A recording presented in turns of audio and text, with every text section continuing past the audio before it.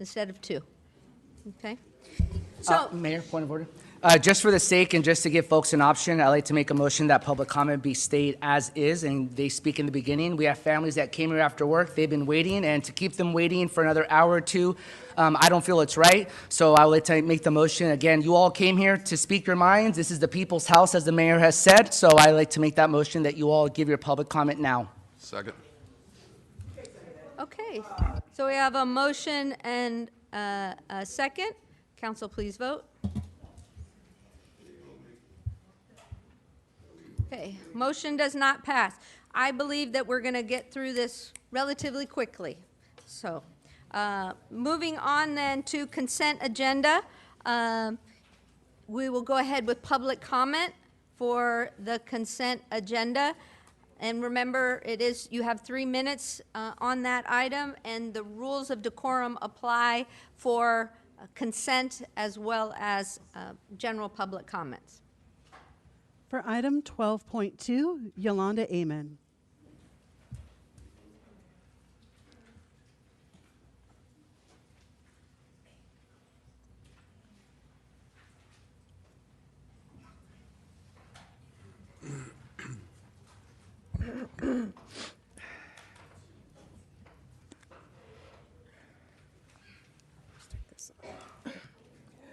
Good evening.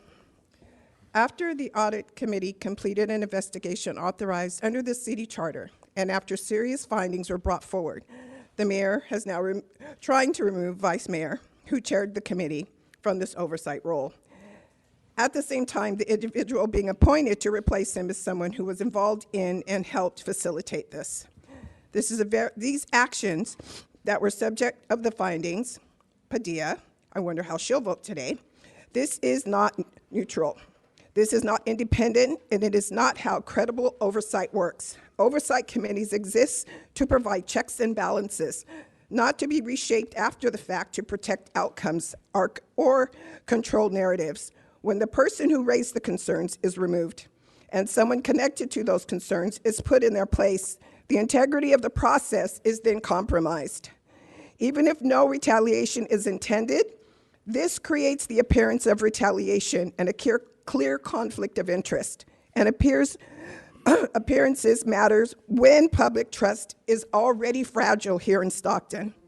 The audit committee followed the charter. The findings were documented. The proper response is to address those findings, not to reshuffle oversight in a way that undermines independence. This sends a chilling message that accountability is tolerated only until it becomes uncomfortable, and the oversight rules are conditional on compliance, not courage. If leadership believes the actions were lawful, then independent oversight should be strengthened, not weakened. And committee assignments should never be used to punish scrutiny or reward involvement. Stockton deserves transparency, ethical governance, and leadership that respects independence of oversight, not the decisions that erode it. And per your comment, Mayor, a perception of retaliation rather than fact-finding, and then trying to use our right to speak against us. That's a game that you play. And Padilla, through the chair, I hope that your vote is a resounding no on this. Thank you. For item 12.2, Pat Barrett.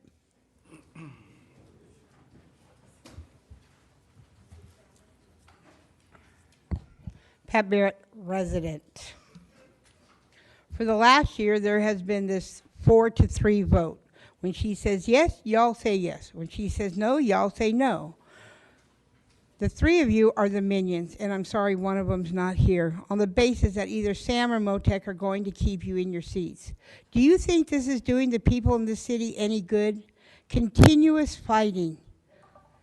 You of all people, when Kim, Michael, and Brando were pitting against you, you felt like Mielda, and now you do it to my council member and vice mayor. WTF. Who, for one, is actually doing something for the people of District 6? You want to take away toys for kids at Christmas time. This is horrible. And now you move to control what comes to the council through the charter review, ad hoc, and advisory. That will be 3-1.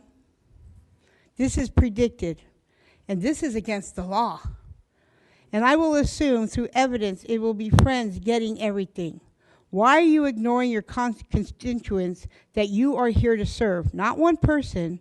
I now ask the audience and the viewers of Channel 97 and the website. We need to come together, and it is time for resistance to stand up. This has got to stop.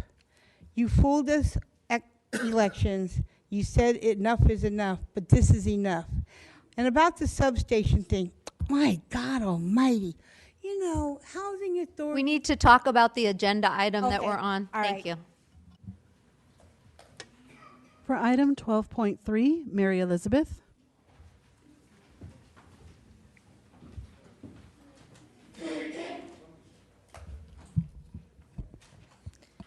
Mary Elizabeth, and I submitted comments a little bit late, but I have provided you all a copy of those comments. So I just want to start with reviewing those comments briefly. So preparing for some comments for a water hearing, you know, it was reiterated how important it is to tell your personal story. So I started my first working career when I was 15 and a half, wrapping packages. And I've been working ever since. And my family slogan, you know, that my 91-year-old mom can recite back, what do workers do? Work. When do you stop working? When you're dead. And so I appreciate that you're, you know, putting this out there. And I also had occasion to have to take a year off from school and bopping around, you know, with a little bit of homelessness in there, and got a job at a Security Pacific Bank through a work help program where my wages were subsidized, and I appreciate that. As the city council members consider approval, which I support, I hope you can also consider how more people can learn about the programs to get more participation so that more youth can be impacted with opportunities for work experience. One way is to have program information presented to you during this meeting, allowing the residents of Stockton and elsewhere to learn about the good work that Stockton is doing to improve outcomes for our young residents. Why not include a sample of the deliverables that are considered for this year's agreements, which were required quarterly and annually in 2025? So I go on to list the some of the staff report and end with some questions regarding the Main Street Youth Project. Will only 60 be served or 125? Will the same use be served throughout the year or different use? Will 70 transitioned age youth be served or just the 60? So there's some confusion there. And like always, I like to provide some background information, and theirs are the two budgets. And I give thanks to the good work that the Conservation Corps does in our community, and a full-time job there. Thank you. For item 12.5, Mark Stebbins.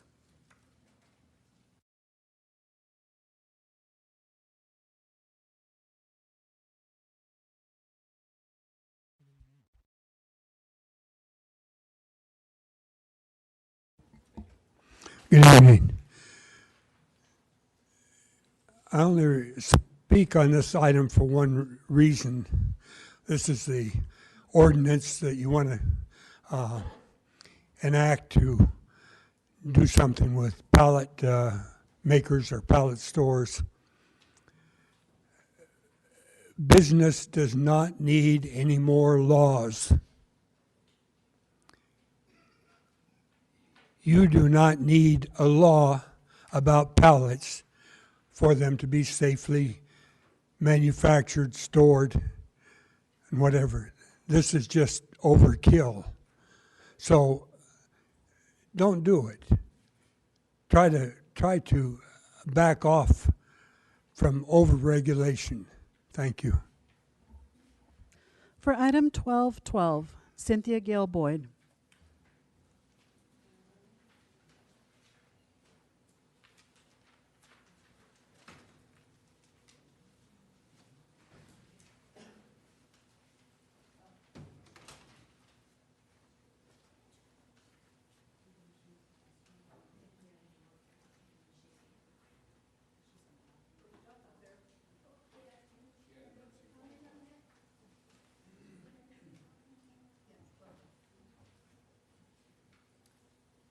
I'm sorry, I meant to put a comment. You guys just approved downtown master plan, you know, and when I was looking through this, I wondered, you know, like, how is the master plan going to be served by this project, or how is this project going to be served by the master plan? And so, you know, one problem that I've just constantly observing is, you know, all of these, you know, plans that happen, we get money, like the Vision Zero. You know, zero what? Zero accidents. You know, how are all of those plans, you know, working together? And I think that that's a really important thing that we need to be looking at. Thank you. Cynthia Gale Boyd.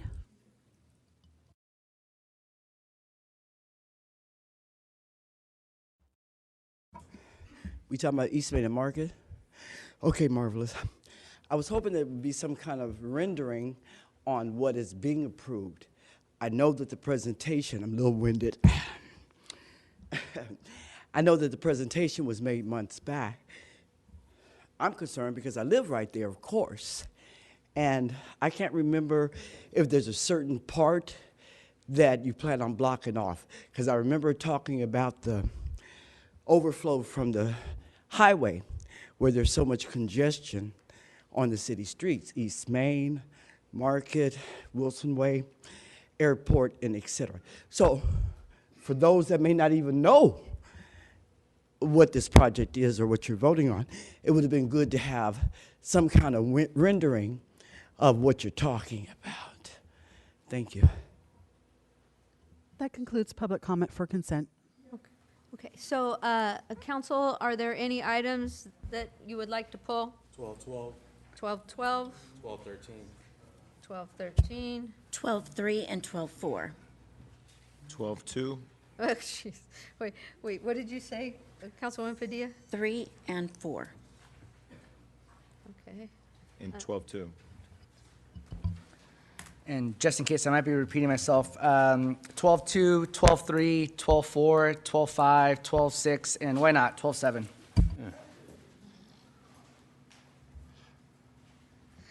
Okay, we will start with Councilmember Villapudua with 12-12. Thank you, Mayor. Motion to approve, or did we Oh, pull sorry. every one of them? Well, no, we don't have 12-1. We don't have 12-11 or 12-10, so Councilman Blauer is making a motion to approve Second. the last 5 items, or Second. 3. And we have a second from the Vice Mayor. Council, please vote.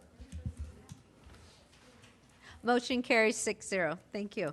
Okay, so Councilmember Villapudua, 12-12. Thank you, Mayor.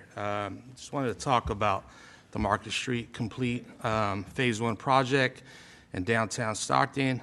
Aims to improve the city, especially in District 5.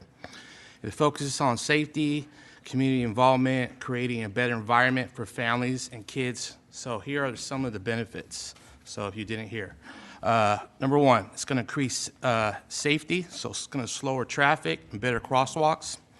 Number 2, it's going to encourage active living, protected the bike lanes and public areas for play. 3, better availability, easier for access with curb cuts and paths, improved connections around the area. 4, community engagement, spaces for people to gather, support for local business, and thanks for more visitors. So overall, this project will make a better downtown Stockton safer, vibrant, helping children with families thrive in their community. So if any of my colleagues have any questions, I'd like to make a motion to approve. I have a comment. And I'll second.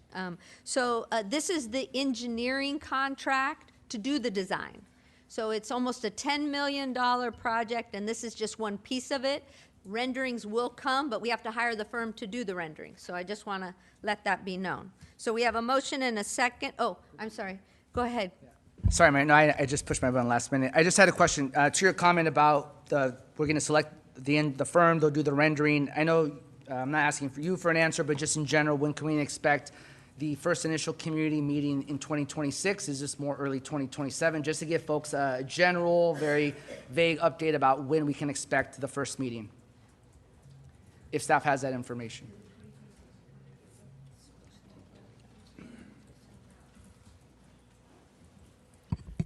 Good evening, Madam Mayor and members of the City Council. Penny Salu, Director of Public Works Department. I'm here this evening with our City Engineer, Eric Alvarez, to help answer some of those questions. So I'm going to turn some time here to Mr. Alvarez just to kind of confirm some of those questions. Yeah. Good evening, Mayor and members of Council. So in terms of a public meeting, we first, it's going to take some time to get the contracting going. Can you speak up a little bit, please? Sorry, just want to make sure we hear you. Yeah, thank you. Perfect. There it goes. Okay, so it's going to take some time to get the contracting going. This is obviously the awarded design contract, a few months there, get them on board, get their preliminary work going. In other words, the rendering, as you suggested, and then leading up to the first public meeting. So probably 6 months out, 7 months out from today, somewhere around there. But definitely get notice before then. Everybody will know when the public meeting is arranged. Great, thank you. And then just in terms, so roughly July, August, again, I know it's tentative, so we're not expecting a specific July, August date. In terms of communication to council members, not just Councilmember Villaputua, even though this is mainly in his district, just in terms of communication, how can we expect this in terms of graphics, memos, just in terms of a tentative timeline? That way, we can let all of our constituents know. Yeah, no, absolutely. Give us a little time to actually get the designer on board, and then we'll figure out what the schedule. Every designer that comes on board, they actually give us a schedule that we approve with the contract. So we'll have to review that, see if it makes sense to us, and then we can report that out. I anticipate we'll probably have a fact sheet that will provide to council and lay out the basics and to give you a framework. That'd be wonderful. I know the outreach is a major component. So I know sometimes, in the past, at least in my first year in office, there's been times where constituents have gotten surprises of, I didn't know there was a meeting. And then staff would say, we sent out information. So I just want to, in terms of this second year, at least for me, I want to be able to help bridge that line of communication. That way, the more we know in advance, we can create graphics. I know Penny and I talked several times in terms of potholes with City Manager Ford, but just having that line of communication. That way we have that comm strategy moving forward. That way we're all on the same page for everybody. Absolutely. Thank you. Okay. I think that's all I have for now. Okay, so we have a motion and a second for item 12.12. Council, please vote. Motion carries 6-0. 12.13 also pulled by Councilmember Villaputua. Press your button. I just wanted some clarity. Looking at some of this money is coming into Measure M, right? And I've been discussing Sousa Park for a long time. Now, is this something that we can get some of the money from that as well to bring it to Sousa Park? I'll answer funding that. there? I'll answer that. That $141,000 and 437, we are going to take that and transfer it over to swimming pools, period. So yes. That's why I just want clarity. Thank you. Okay, any more questions? I'll entertain a motion. Second. I guess I made the motion. Okay. Council, please vote. Motion carries 6-0. Moving on to 12.3, pulled by Councilwoman Padilla. Thank you, Mayor.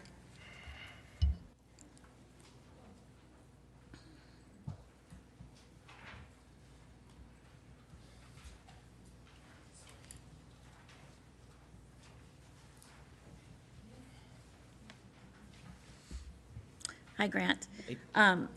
So just a couple of questions, because I strongly support youth work development. Besides the applicants, was this competitive, and did we receive more than just these two? So the original process to select these sub-grantees was a competitive process. It was done a year prior. The state framed this second round of funding as an extension to the original grant, so we didn't go back out for a re-competitive process. This is just to extend those existing grants as they've been doing some outstanding performance. They've met all their deliverables in year one of the program. Moving forward, we've already secured another $1.5 million for next year. We'll be going out for a competitive process to identify those next contracts, because that's a completely separate grant moving forward. Okay. So my main concern is that ensuring the majority of these dollars go directly to our young people. And I know this is a grant. You know, it's money that we're given to, and we're very thankful, but we still need to be very accountable on how our partners are using their funds. So how can you walk us through exactly how much of the funding will reach the participants exactly, like as far as wages, training, wraparound services? Yeah, we were just doing the math behind the scenes. I figured that might be one of the questions. So our quick back of the napkin math was 65% directly to wages. I think wraparound's actually a little more on top of that. So that would be, I'm going to guess, closer to 70%. Administrative costs, I think we're about 20 to 25%. So it fluctuates year to year. Again, depends on the needs of the program. But each program has a slightly different adjustment. Those are numbers that apply to both the city's programs and these external programs combined. And I can certainly get back to you with a breakdown by program. And then what safeguards are in place that these applicants are using the money, what it's meant to be for? Yeah, so grant funding gets very scrutinized at almost every level. It gets scrutinized by us as we review invoices. It gets scrutinized by the state folks who review it and approve it. So if there's any discrepancy, any amount, any threshold not going according to plan, there would definitely be many, many red flags going up along the way. So we have monthly progress reports, monthly invoices, so it's very closely watched. And I know you had the amount of youth for each entity. Could just you let the audience know each program how many youth they can serve under that? Yeah, Greater Valley Conservation Corps is looking to serve 95. Main Street 60. Our program should be about 106. So the grand total between the three is 261. I know there was a comment made earlier about, more precisely what does that number mean? Those are funded positions, so I can't quite tell you, right? Someone might come in, drop out of the program, then they hire a new person, so the actual number of people might actually be slightly higher than 261, but 261 positions are being created through this grant. Okay. And then if you don't have, you can get it back to me, just approximately how much per hour do the youths make? I know in our program, we pay them $23 an hour. I believe our program partners pay closer to minimum wage, but I will get you an exact answer to that because I don't want to mistake that. Please. And this is why I have a concern, is because they can go to In-N-Out and make $20. Part-time, they get benefits, vision and dental. They get educational services. And then if they're full-time, they get medical. So I know this is a great program. I'm not downfalling at all. Like I said, I'm strongly concerned about the money going towards youth versus admin, staffing positions, and so forth. So if there are no further comments, I will make a motion to approve. Yes, go ahead, Councilmember Enriquez. Thank you, Mayor. Yes, I have a quick comment. Just to clarify for the public, thank you, Councilman Padilla, for asking the questions. I know I was looking through Exhibit 1, so in terms of some of the questions you asked, I just want to clarify that it does match what I see here in terms of the applicants for, let's say, for example, Main Street Youth and Family Services. It says here, Main Street Youth and Family Services will provide employment opportunities for 125 youth participants, but then it says parentheses 60 to what you said, age 16 to 30. So I wanted to double check that it is 60, not in fact 125 through Main Street Youth and Family Services. Yes, my understanding is 60. I don't know if, Dale, do you want to? I'm just looking at Exhibit 1, Project Scope 2.1. Did you want to clarify the 120, 60? Or is it just 60? Yeah, 60. That's what I thought. Okay, great. I just want, again, just for clarity, it's a little confusing, the language. And then youth participants will receive $16.90 per hour and work a minimum of 3 months at one of Maine Street Youth and Family Services Agency's owned businesses located at the Courthouse Plaza, downtown Stockton, correct? Yep. Great, awesome. So yeah, a lot of the answers are in the exhibit documents. And then in terms of, let's see, what else? Contractor will provide youth participants with a minimum of $15 per hour or minimum, whichever is higher. Great, and then this is through the summer, correct? Right. Great, and then I know you mentioned that it was a last year thing, it was about a year ago. Was that the May 13, 2025 that the council approved this, or was this even before 2025? I think it was even before that. 2025 May was to accept the extension of grant funding that we're using for this year, but those contracts were already running before that, and that process was done in 2024 to set up 2025. So now we're extending that through 26. And then, like I said, moving forward, now that we've kind of gotten a little further away from that process, we're going to want to redo it, throw the net back out there and see, who might be interested in offering services. So that'll be moving forward. Great, no, thank you. And I just want to double check, because I know I at least would have known if a year ago on May 13th, if we had made that decision. But again, I do remember that May 13th meeting very well. And I just wanted to double check that way in case it wasn't something that any one of us up here overlooked. And then I think that is it for the most part. And then, yeah, I think I really appreciate the fact that you and your team really are very thorough with the grants. Obviously, when you're a grantee, you have to follow the guidelines in terms of deliverables. It's very clearly laid out here in terms of, again, I'm looking at Exhibit 1 in terms of the supporting documents of what they should be submitting to the city of Stockton, and it's broken down very clearly, at least how I read it. But again, it's really relevant in terms of the internal and external standards and guidelines. So I really appreciate the thoroughness of your documents. Thanks. Thank you. That's it, Mayor.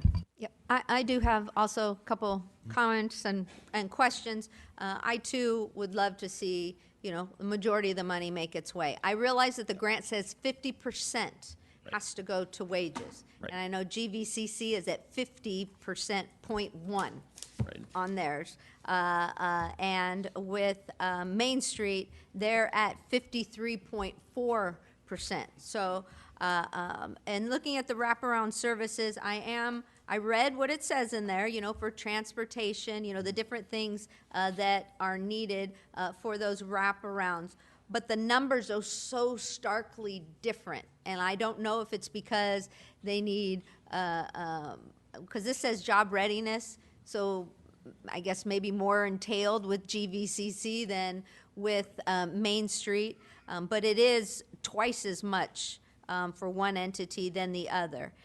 And again, other costs, if we can get as many students, as many young people, I don't want to say students, as many young people employed as possible. And I love the fact that, we're going to be increasing our numbers because, again, there's so much need out there. Our youth are very money motivated. I'd rather have them gainfully employed than going out and doing something possibly negative in our city. But it teaches those soft skills. Maybe this isn't what they want to do for the rest of their life. I get that.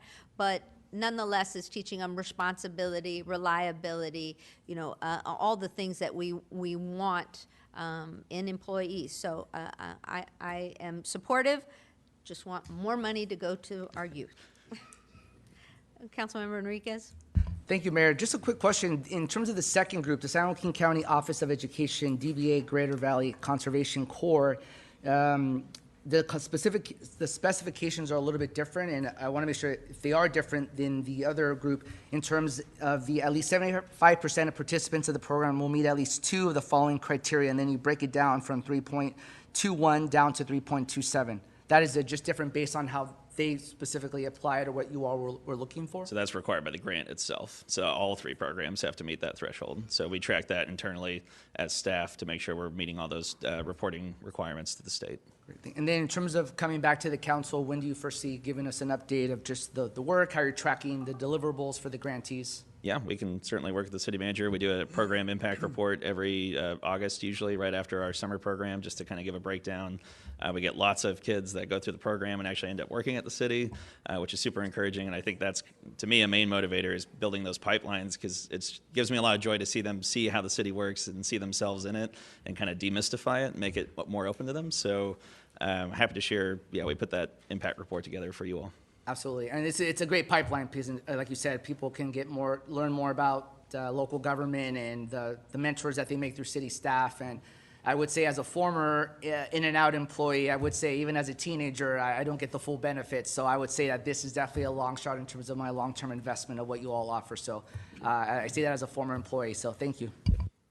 Okay, so we have a motion from Councilwoman Padilla, Second. and we have a second from Councilman Blower. Please vote. Motion carries 6-0. Okay, moving on to 12.4.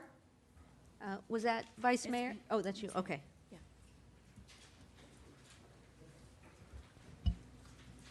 Thank you, Chief Carr. This is more of a comment than a question, and I just really want to recognize the fact that you and the other chiefs, joined together and made this partnership because, it not only brings financial benefit to the city and to the partners that are involved, but the dollars that are made stay right here within your department. You're going to have better resources, better response times with regards to the dispatch center for ambulances. And this is really about doing things smarter and getting things right. So I just want to recognize the fire department and all the partners involved because I really appreciate your time and efforts that you took to put this together because it's a countywide system that all of us are going to benefit from. So I really appreciate that, and our people are going to be really benefited from this. So thank you very much. Absolutely. Thanks for the comment. Entertain a motion? I'll motion to Councilmember approve. Enriquez has a question. I have a question. Thank you. Just in terms of context, I know you all, and I appreciate the Councilwoman Padilla's point because I want to add to that in terms of just how really major this is for our community. And I know in terms of the action items, the recommendation in terms of number 3, approving an allocation for one program manager position within the Administrative Service Department General Fund to cover additional administrative workload associated with CenCal Fire and EMS Authority operations. If you can just highlight that position in terms of just, again, how supportive this is going to be for you and your team. Yeah, so we're going to have a number of administrative components that are going to be put on the fire department specifically, but also on city staff. And so what we wanted to do, there'll be a little bit of revenue that'll have to touch it, accounting, some different parts of the budget office that will have to touch this. And so what we did was created a position that CenCal, the Fire and EMS JPA, will fund and pay for that will cover the cost of that position. So we may not necessarily hire one person that becomes the admin analyst, but the cost of that person with their salary and benefits will cover the cost that we already, a revenue person touching it, an accounting person touching it, a budget person touching these different items that we'll have throughout the year. So that's why we did that. And like I said, it's fully funded by the CenCal JPA. Wonderful. No, thank you again, Chief, to you and your team. Appreciate Yes. it. Okay, so Councilwoman Padilla, If there are no further comments, I'd like to entertain a motion. Second. we have a motion and second. Council, please vote. Motion carries 6-0. Sensing a pattern here. But, okay, item 12.2, Vice Mayor. Thank you, Mayor. So, we talked about no surprises when we got elected and, continually surprised by this agenda when it comes out. When we met, we had a meeting before we got in office and talked about committees and what our focus was and what our priorities were. And this Charter Review Committee that did not meet last year, and the Council Committee and our appointed committee, didn't understand why I was removed. Obviously, there's optics that create lots of questions around that, but wanted to know why I was removed from that committee.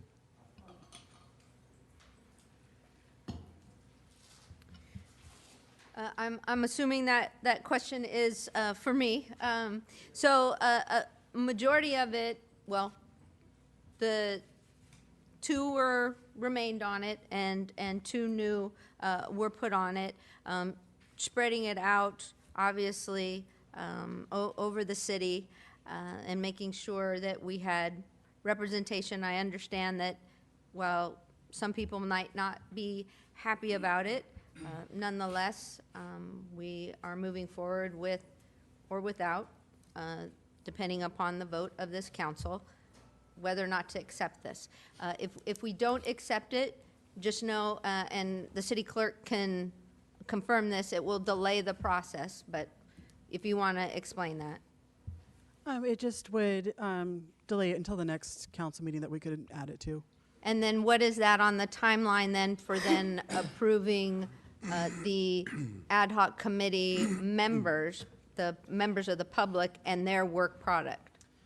It would just delay it that same, so if we were able to put it on the next agenda on February 3rd, then it would just delay it that week. Okay, thank you. Councilman Enriquez. Thank you, Mayor. And City Clerk, just to clarify, I think you did answer it, I want to say late November, early December, one of our council meetings, but did the, not ad hoc, did the Charter Review Commission meet at all in 2025? And if so, what were the dates? I don't recall that they did meet. I know that one of the things that has to happen for them to meet is for the ad hoc to set their work plan. Yeah. And I would say, at least from my memory, I believe we only met once. It was Vice Mayor Lee, myself, and Councilwoman Padilla. We had met and we had gave very specific direction. Even during that meeting, I think there were two key items that I think myself and Councilwoman Padilla had expressed.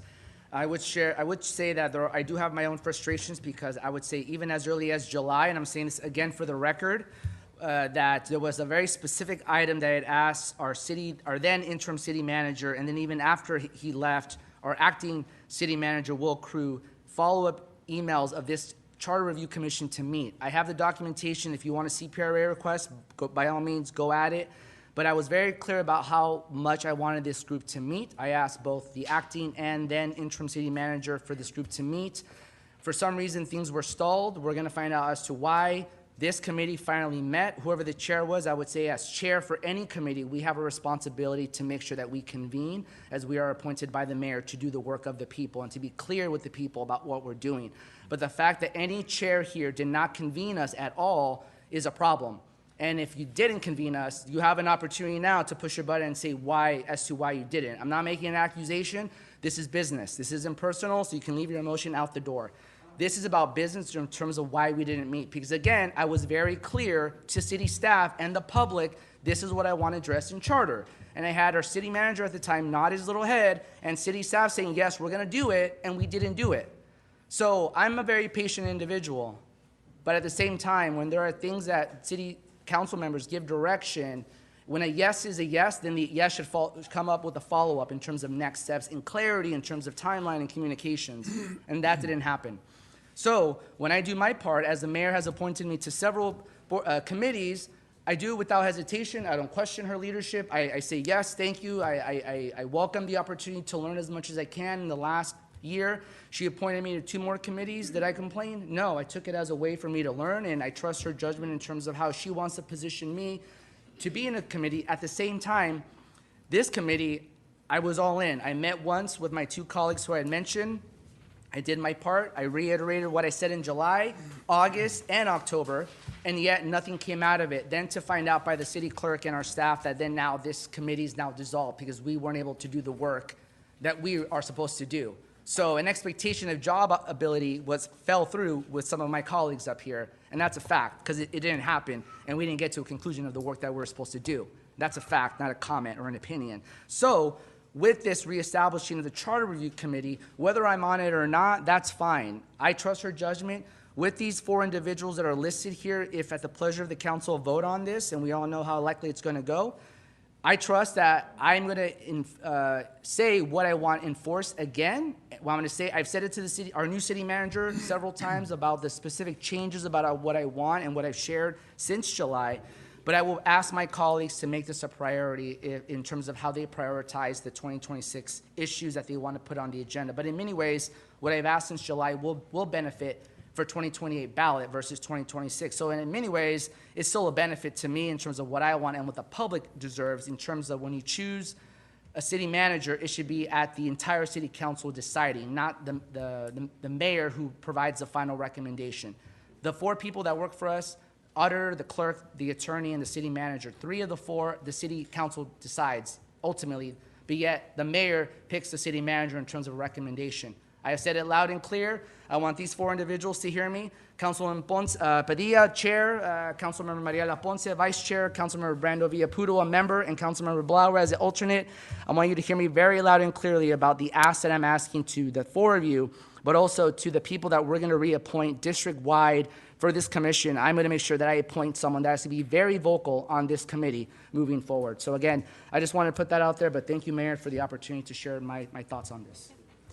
Councilman Blauer. Thank you, Mayor. My question more has to do with the Charter Review Advisory Commission. So I'm just curious, I saw the Around the Bench memo that came out, and so I'm just trying to figure out what the difference, and I think, is it allowing each council member to select their commissioner from the city's electors at large? That is correct. So that's the yeah. change, whereas before it was in the, like each of us would pick somebody from our district. Correct. So I'm kind of curious why that was the change, because I know you just said how you want representation from yeah, everybody. no, It so- seems like each district should. So the, each person will be able to nominate who they want for the commission. I would say that, you know, we've talked about difficulty in finding people in districts in order to do it, so allowing it, we actually talked about contiguous even. And I know Planning Commission and the CDC, the Community Development Commission, both of those have to be district-specific. So having it open allows for more people to apply. So you don't think each council member can find somebody? Because I just feel like, It was difficult. I mean, Yeah. Well, we have vacancies right now, so obviously it's an issue. okay. I wondered what the rationale was behind that. Because we still have vacancies and it's been a year. That's true.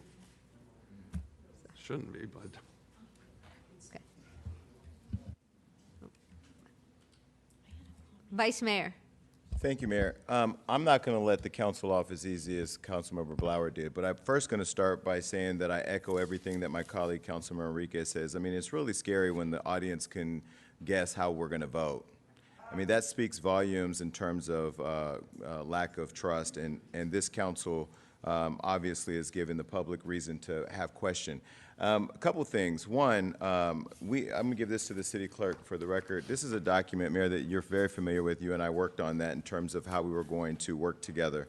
And that happened very early on in our tenure here. And we talked about no surprises. And I said I reserve the right to respond to anything I'm surprised with. And so I was surprised by this. Therefore, that's why I'm responding. I think what's important, and when I look in the audience and see former council member White here, who talks a lot about the charter. He talks about this being the constitution of our city. He talks about the importance of knowing the charter, and he's even gotten up here and said repeatedly, none of y'all know the charter. I have read the charter in and out, continuously read it, because I'm constantly following violations of this group in violating the charter, so I have to know it. The one thing that I got from our city attorney who resigned recently was to learn the charter, learn the rules, and know how to navigate this meeting, because you know the trickery and the lies up here is crazy. It's obvious that you're replacing me with people. It's obvious that you're replacing me with people who are going to bend over for you. This Constitution that the constituents we serve require dissent at times, require opinions, require the position on things that fight for those. When you say spread it around the city, you didn't spread it ethnically, because there's nobody black on this committee. So there are voices of marginalized groups of people in this city that are not represented. You know, and I want to be very clear, this is not about more work. I am a busy individual. I did not get elected to sit on committees. I got elected to serve my community and to serve my constituents. However, when it comes to the constitution of our city, when you look at what's happened over the last year, where they've tried to create a strong mayor city by manipulating, by folding, by bending, by disintegrating our Constitution, it has created so many investigations and so many witch hunts and so many distractions that the priorities of the people have not been at the forefront. That said, I think it's significant in this moment that our legislative record reflect how critical this is. This is not just simply removing an individual from a committee. This is removing the one voice that you appointed as your vice mayor to work in partnership with you, who has been your loudest critic because you thought I was going to come in here and let you screw over the people by breaking the rules. And I'll go further to say that to do this and to put individuals on that will do your tricks for you behind the scenes and in public is a absolute abuse of authority and power. And I would say that we move forward in approving this and allow the other council member who's not here to come here and make that a part of her legislative record. The other thing I do want to say, too, is that this is an election year, and this is why, even more than ever, elections are important. Hold on. What's your point? Hold on. Decorum on the dais. We're not allowed to talk about politics or elections on the dais. Actually, if I can respond to that, Okay, so wait, can I Sure. rule first? Okay. Sure. So, the council is allowed some leeway on that, but it should be germane to the item. Correct. That's the only thing I will say. Thank you, Mayor. Yeah, so let me make sure it's germane. Elections matter because when you elect people, their legislative record on how they govern for you matters. Representation and inclusion matters. And in this instance, when we talk about charter amendments, going to the public, allowing the public to vote on the future of their Constitution, it's critical that you have dissenting opinions as part of the conversation so that way it stays balanced. To not have balance is to literally open up the bank vault, let the robbers in, and cover your eyes as they run out the door. And that's not going to happen under my watch. Now, that said, again, I would strongly suggest to this council that we reconsider it if it moves to a vote. I ask my colleagues to vote no and allow the committee that was in existence and did not meet, not because we weren't available, but because it was not driven by the chair to schedule meetings and to remain. And one last thing. I have every single commission filled with a person. If there's a council member out there that doesn't, and I believe it was Councilmember Ponce and I believe it was Councilmember Padilla didn't have folks. If you don't have people and you can't find people out of 50,000 people, you ain't working hard enough, you ain't looking hard enough because there's out there, and I know somebody right now in District 1 who wants to step up and lead, so I can offer help if you need help, but you don't need to come looking in my district for people to add to your charter committee that's just going to be a rubber stamp for whatever recklessness you want to ensue upon the city. Okay, it sounded like you were recommending a possible continuance on this item. I make a motion to just go back to the original charter committee. I mean, I don't see a reason why to change it. I'm ready to serve. Councilwoman Padilla? Thank you, Mayor. Councilmember Enriquez, I heard you loud and clear. As chair, I followed the necessary steps in scheduling committee meetings. I reached out to our staff. As far as the around the bench memo, I do appreciate that because this was a very difficult position for me to fill. I've already reached out to someone outside of my district to apply for this position. So, I feel strongly about my ethical work and doing my due diligence as chair. So that's all I need to say. Okay. Councilmember Enriquez. Thank you. I just want to be clear, City Clerk, I really appreciate you because I know how hard you and your staff work to help our council members and mayor to make appointments. And like the vice mayor, I'm proud that in my district, I have never had vacancies. And even if someone stepped down, we voted as a council the next meeting to get them appointed. And that's my district. I know all the districts are different. I'm not here to try to compare which one's better. At the same time, I find it very funny that for this one, we talk about this thing that I passed. I think as Ledge Committee Chair, the Councilman Padilla, Vice Mayor Lee, we talked about the thing that failed, funny enough, about boards and commissions to appoint people at large, that if you can't do within your own district, we can appoint across the city. And that failed because as the councilwoman said, Padilla, you said something along the lines of, it's gonna water down and it's not gonna be as representative of that district, so I can't support this, and it failed. But something like that in terms of how I hear you say that, in terms of it waters down the representation of that district, yet here we are deciding on this committee to vote at large because of the challenges that a council member can't appoint someone for that district. Do you all see how it's the same thing, but yet for this convenience, now all of a sudden it's important to go outside. Now it's important to say, sorry, dilute. That is the word you said. It dilutes the representation of a district. How rich is that? That now, and this is going to come back to council. Through Ledge, I am committed to bringing this back for council to vote. I will do a point of order. What is the point of order? So, under chapter 3.13, treat each other, staff, members of the public with dignity, courtesy, and respect. So I hear you, Mayor. Thank you. I would say in terms of the record, it's out there. We all can go through the meetings of the past. It is what it is. But in terms of this vote and the legislative text, we are now voting on doing at large. I agree. I'm open to either way because I know I can find people. I've already recommended to other council members in my district who've applied to say, hey, other council member, appoint this person in my district because they're great and they've been waiting 8-9 months.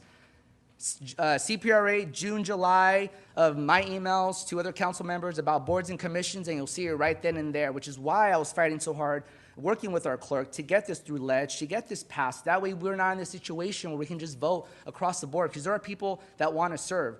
I recommend it because I know that other people will represent other council members well. I appreciate that Councilwoman Padilla appointed someone that was in District 4 in Measure W, and I said thank you on the dais because, again, we have people that want to serve. So if we are going to cross the lines, we're going to bring this back to the council to vote on. So remember what people said tonight. So if they say no, then which one is it? You pick and choose what you want, what's convenient for you? No, we're working for you all. And this ad hoc, again, I'm not going to argue it because I was removed even though I attended that one meeting. And if that's a decision of the mayor, I'm not going to argue that.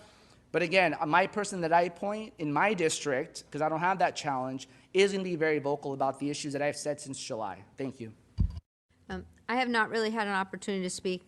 What I will say is it is driven by the commission. So this council may give some areas that they want them to look at, consider, possibly change, but it does go through the representatives, and then it comes back to council. It comes back to council before for discussion, and then we make the decision moving forward. So just so everybody understands how the process works. So the ad hoc does let's look at this and this and this. You are on the record already stating what you wanted looked at. The commission then has those discussions on those items. Then they make decisions. It comes back to this council then for approval. So, Vice Mayor. Thank you, Mayor. A lot has been said. Lots been said. First, let me say again, I echo everything my colleague, Councilman Mariquez said, and it's not because we met before tonight's meeting and got on the same page. We just both have morals and integrity.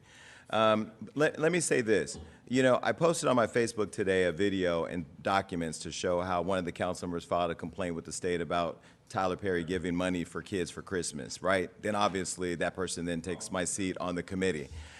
What's happening up here, and the reason why you have council members that come out here and have this kind of dissenting dialogue is because we can't trust what we see. It's not like we can trust what we can't see. We can't trust what we see because the hijacking of democracy is happening in broad daylight in Stockton. Can you please keep, excuse my it's germane. interruption. It's germane. Keep comments clear, concise, Okay. and on So let me topic. make it clear and concise. I believe the mayor is dishonest in her presentation with tonight. I believe the mayor has an ulterior motive. I believe the mayor wants the flexibility for her and her friends to sit in a room at Dave Wong's with the curtain closed and pick who they want from all the different districts that will serve them and bend to their desire, not the public's interest. I believe that the mayor already has a designated group of people, and I believe that if you're smart enough to do a PRA, there's a bunch of emails because they're not bright enough to keep it between themselves in just a conversation. Now, let me also go even more clear.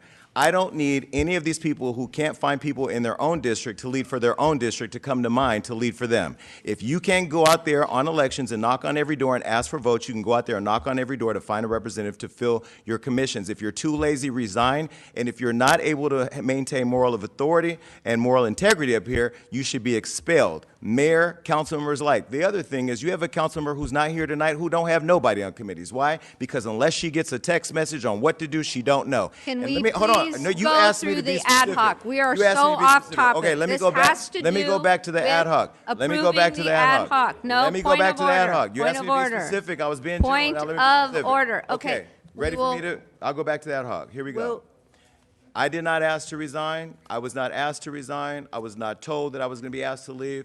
And obviously, people want constitutional changes because they don't like democracy. They want to rule as a king. We don't want a king in the White House, and we don't need a queen here at City Hall. I'm done. Okay, Council Member Villapudua. Yeah, Mayor, I just want to discuss the item a little bit with Councilman Enriquez said. So every district is different, and every committee is different. So sometimes, yeah, one of the council members are going to have people. I remember even before I was the planning commissioner, I was on so many different committees, and a lot of them wouldn't even come. So it's hard to determine that some, yeah, we're going to have, you could find some people to serve some of your committees, but some, they just don't want to do it or don't know what it is. So sometimes you're going to have to find people from different areas. And there's sometimes you're going to find some in your district. So, you know, I could go either way on this discussion, but, you know, like I said, all the committees are all different. So that's all I had to say. I'm going to call for a brief recess. I want to make it clear that I am leaving, so that's why I'm calling for a brief recess. Vice Mayor and I already discussed it because I have another meeting to go to that is I'm taking the red eye for it. So we're taking a brief recess we'll come back at 7:15.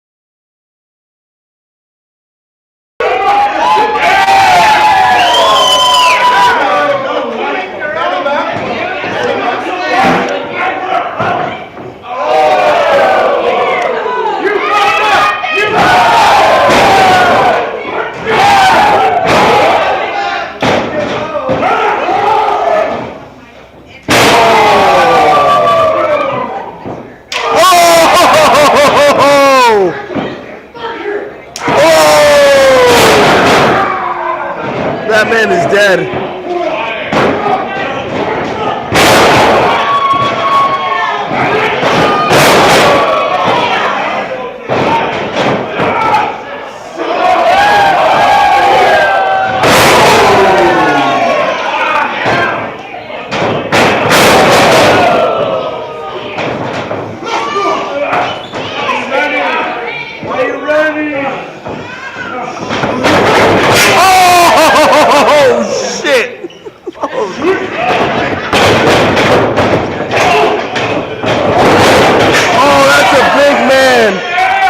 That's a big man, ladies and gentlemen.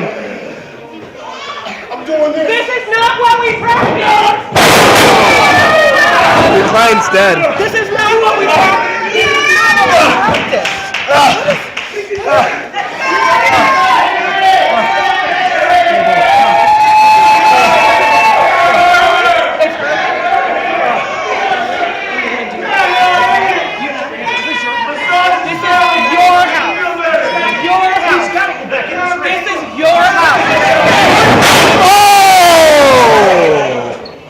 He's dead. No. Oh my God. He's gone.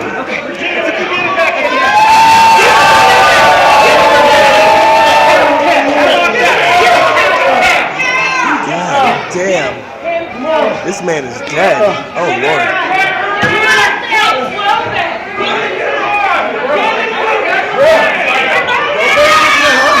Every time that you just doing my job. Well, you need to get up, do a better job. You need to do a better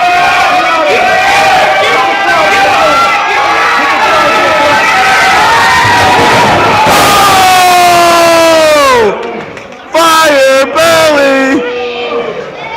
Fire belly!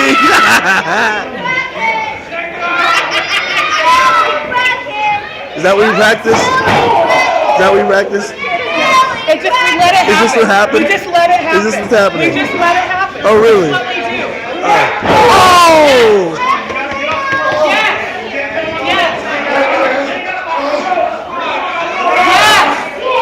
Yes. Yes.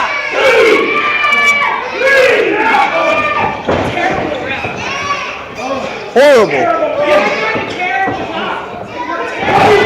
Good job, boss.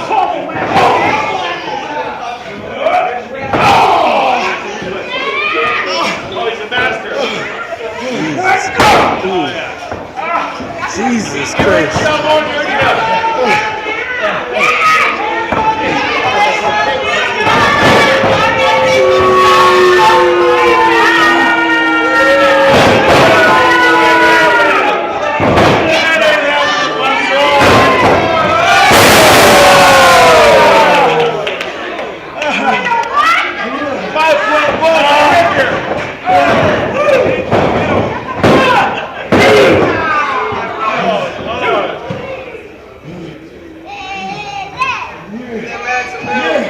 Making that go right.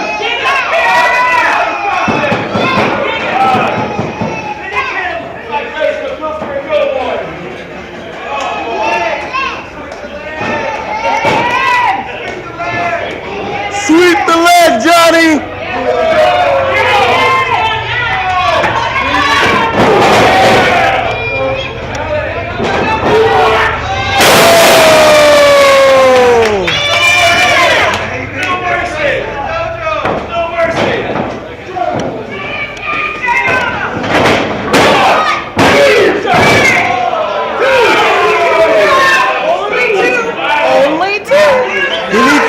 Fire belly sauce. Get him the fire belly sauce. Okay, Giga. Yeah. One more time. Give it to him. Giga. It's over. Giga. Hold it.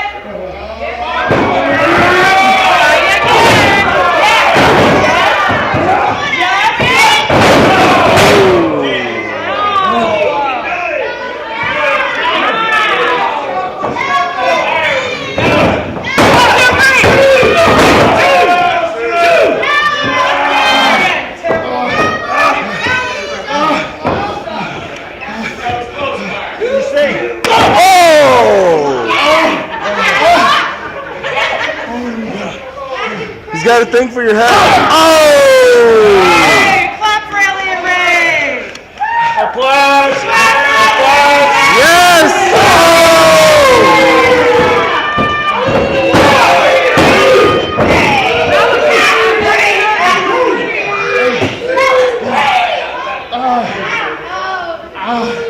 This man.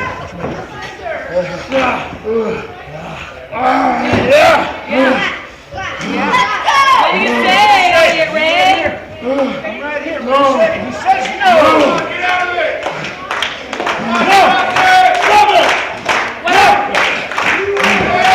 Hold him, Giga. Hold him. Give him, Hold him. Hold him. Get the prisoner free.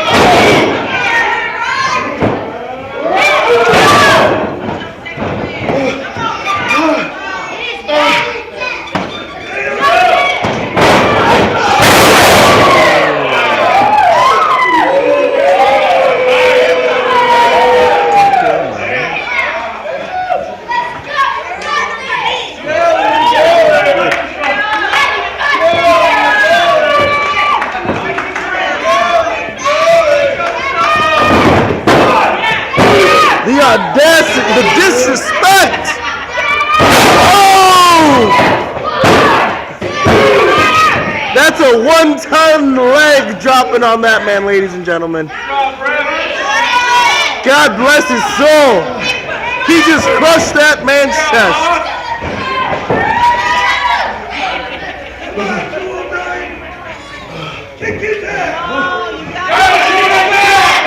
I'm chewing that too. Off the ropes. Off the ropes. Gentlemen, I'm chewing that too.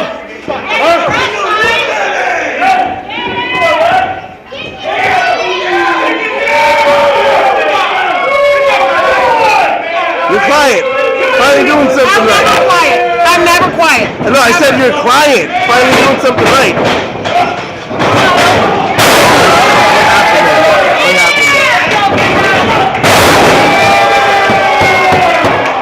It's over.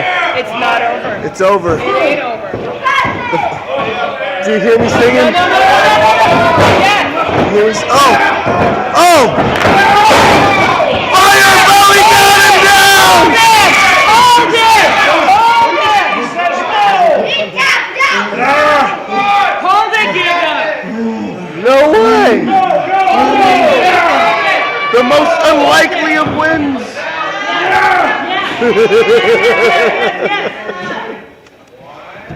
No!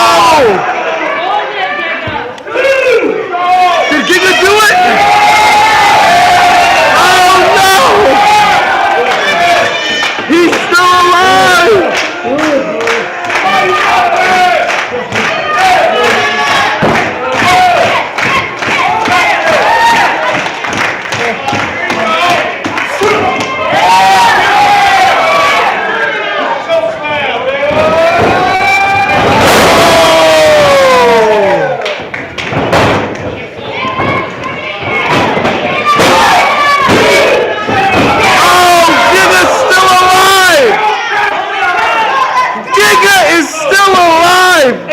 Surprised. Aren't you surprised? You're surprised, aren't you? Yes, she's surprised. She's surprised. You don't even want to say that she's surprised. Come on,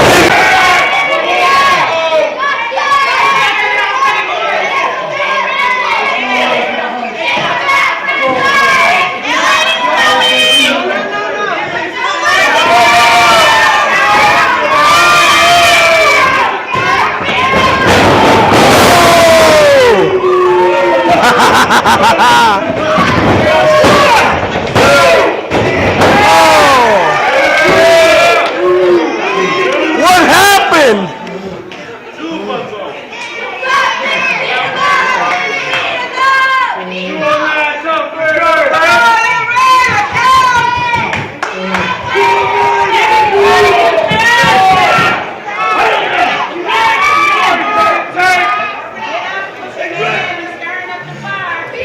He's taking the wraps off.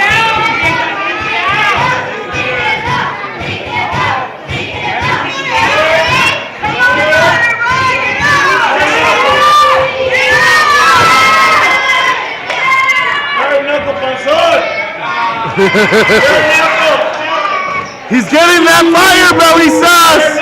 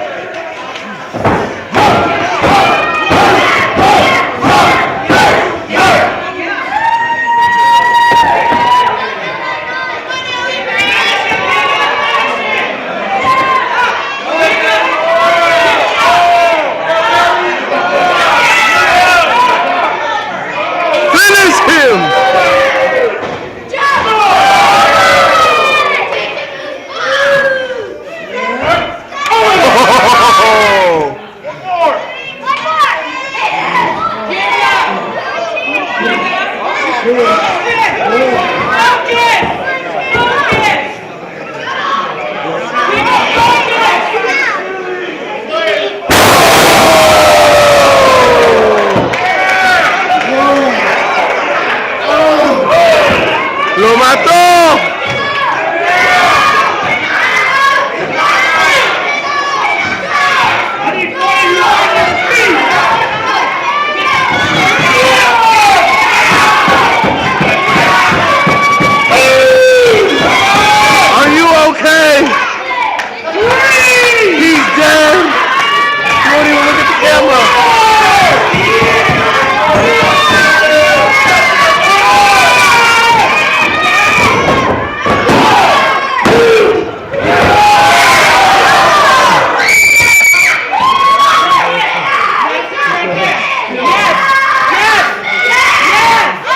You're surprised yourself, aren't you? This is what we do, okay? This is what we do. Let's, Jigger, you got it. Don't listen to him. Don't listen to him. Don't listen to him.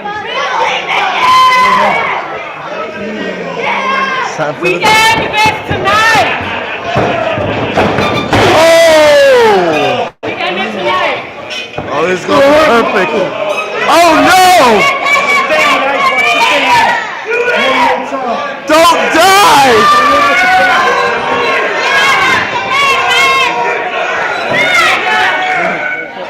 I need a close-up on your face. Oh!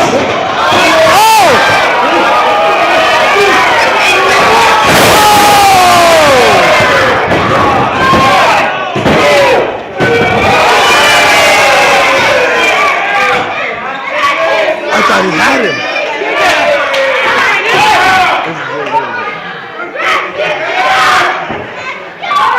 Wow. Finish him, Giga! He's dead. He's just visiting. This is your house. Take you to your feet. I need one of you to your feet. Okay, he's good. He's okay.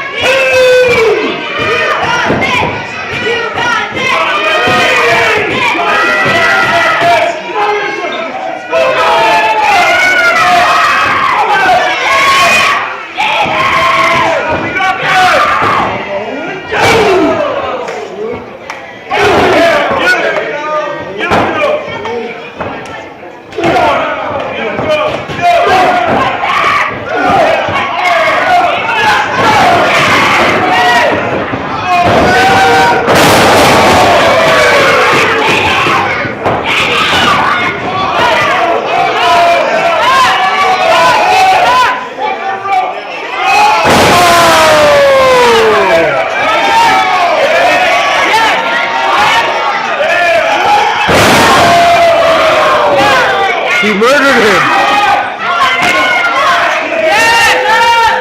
That's it.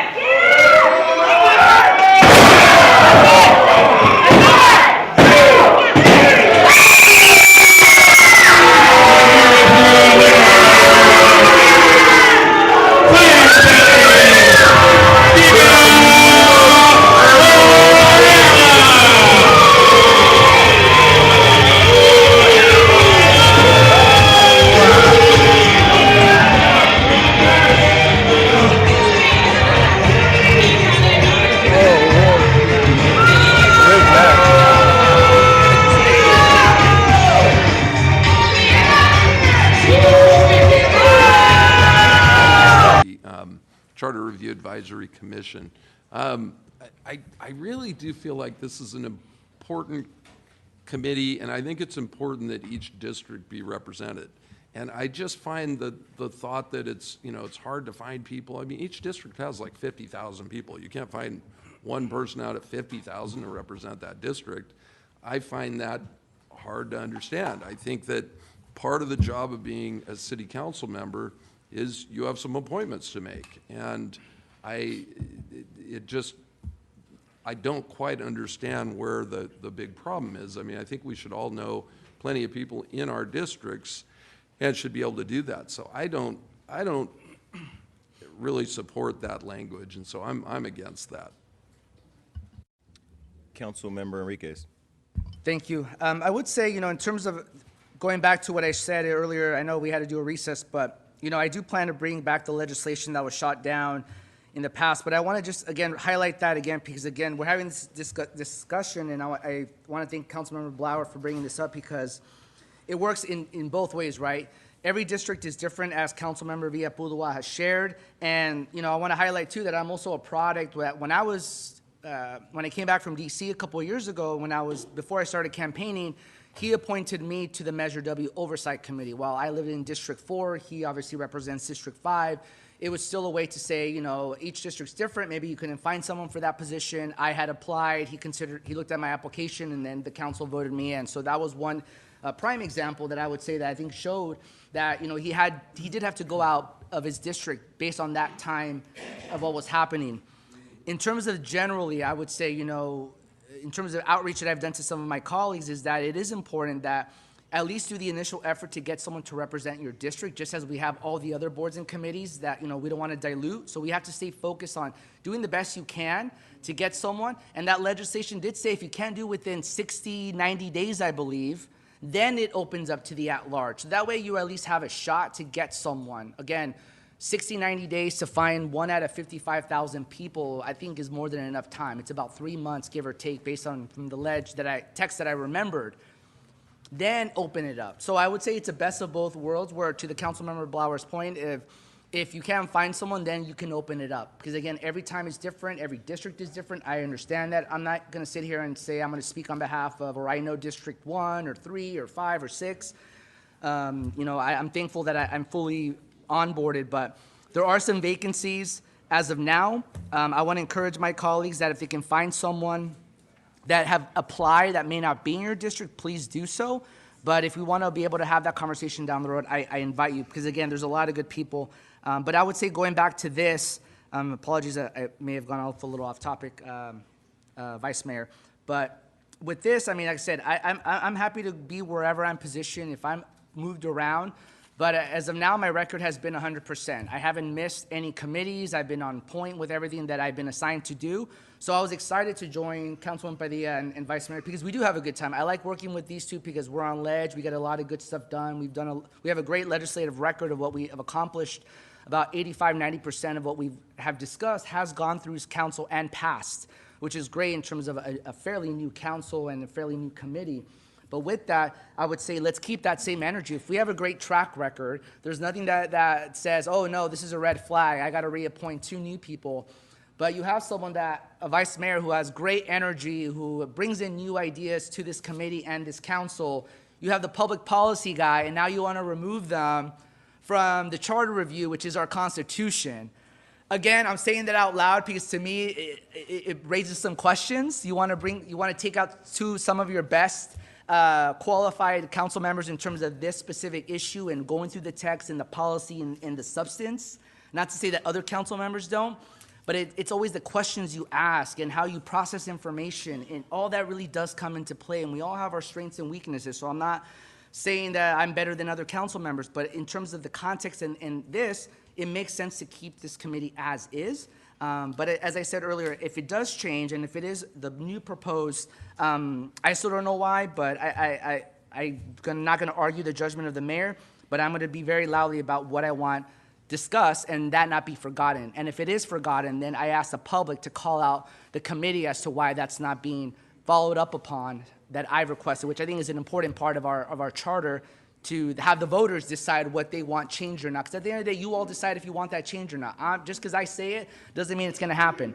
But I think it's something that the public should be able to change. Just because something's in the charter doesn't mean it's perfect. Everything is always going to evolve and change. I see everything as a working document, and you all get to decide what you want, and holding all of us accountable about the changes you want to see in the charter. Thank you, Vice Mayor. Councilmember Padilla. Thank you. You had a lot to say, and I was going to echo the first part of your comment as when the first resolution came and it failed, after that, you said that you told me that you had people that would be interested, and I was open to that. We had a conversation. So again, I am not opposed to my colleagues offering applicants. And actually, this was the first year that I have not been able to fill that committee in 3 years. So it's not like every single year I was not able to fill that position. And I do acknowledge that this is a very important committee. So I'm not just going to hire or appoint any person that is just going to apply. So, just because they applied, doesn't mean that they should be on that committee. I'm going to be fair with that, statement. So I did want to recognize that it does work both ways, and I know we have public comment last, so Vice Mayor, I know you made a motion. I don't know if you want to entertain that, change it, move on. So I'd like to call that. Okay, thank you, Councilman Padilla. Yeah, I mean, you know, if this is something that the mayor wishes to move forward, I want to continue for the purpose of the legislative record, to have that debate with her present and all council members who wish to have that discussion. I, you know, would make a motion to table this matter until the next council meeting, if I can get a second. Second. I appreciate that. Thank you. Okay. With that, council members, please vote. 5-0. Did I say 5-0? Okay, because the other folks are gone. All right, moving on to item 12.5. Yep, that's yours, obviously. Oh, yes. Yes, lots of things I pulled tonight. So we're going to 12.5, which is the adopting an ordinance amending the Stockton Municipal Code to add Title 8, Chapter 2, 8.38 to regulate secured storage of pallets by commercial establishments. First, I just want to say this is something that I know Councilwoman Padilla brought up and introduced to the Legislative Committee mid last year, which I appreciate, and she then welcomed me into the quad meetings, and I started to learn more about public safety throughout the city of Stockton, but especially around northern Stockton. So her and I had a lot of good discussions, and we then brought in this pallet ordinance that we wanted to get in line with the committee, along with Vice Mayor Lee. But I just want to say I really appreciate that you all took the effort to come to this legislative committee, now council, to vote on, but you all went off to be in alignment with the county. And I just wanted, just for the public, in terms of, I know with any ordinance, I would say, if and when it does get voted on, it would be 30 days until it goes into effect. But if there's any key items that you wanted to highlight about this ordinance that you think just might be beneficial for the public, it would be deeply appreciated. And before you speak, Councilman Padilla wanted to make a comment. Thank you, Chair. I know there was a comment with regards to putting more ordinances on businesses. And I just want to comment for the public. The reason being for this particular item is because our fire department does experience several fires that involve pallets. And so when store owners don't secure their pallets, they make them more accessible to other individuals, and those individuals use them as warming fires and other purposes. And when we have those fires, it may affect our infrastructure. Sometimes they could get very large, and maybe you can even elaborate the safety precautions, why we're putting this in place, due to the fact that it is an issue here in our city with the pallets being accessible and catching on fire. Thank you, Vice Mayor, Council, staff, City Manager. James Klein, Fire Marshal here for the City of Stockton. As stated, we've been working on this for roughly a year now, trying to get this through the Legislative Environmental Committee and now here in front of you members. It does bring a level of safety to the community. These pallets do get in the wrong hands and are used to start fires, and those fires obviously start small but then get bigger, and we're trying to provide a safe community here. So that's the intent of this, to control pallets in commercial buildings or behind commercial buildings. It's not to control, the manufacturing of pallets or anything of that nature. We do have an ordinance for the larger pallet yards where they're, an acre of pallets, and we have, only maximum of 400 square feet and whatnot. That's a separate, already on the books. This is just to control the loose pallets behind commercial buildings, and, for businesses. At one point, I heard 30 days. On here, it's written as 120 before it's implemented. So if we want to address that, we can. But that's just something I saw as a difference on what was stated. So.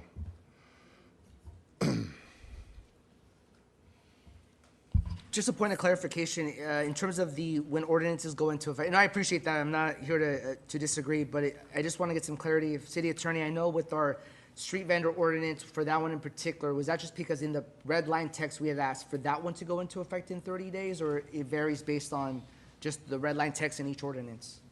The standard effective date for an ordinance that is not an urgency ordinance is in fact 30 days. Here, the recommendation in the staff report is to extend it to allow public outreach and a transition period for staff. minimum of 30 days, but staff recommendation is 120. So as long as you're at 30 days, it's sufficient and compliant with your charter. I think the point of, I mean, first of all, I want to thank Councilman Padilla for bringing this item up and us working through the legislative committee on this. I think the idea was making sure we give enough time for the public to know, right? To have education on this. So 30 days seems too short, 120 days seems too long. So is there a compromise in between? I'll ask either one of you. 60?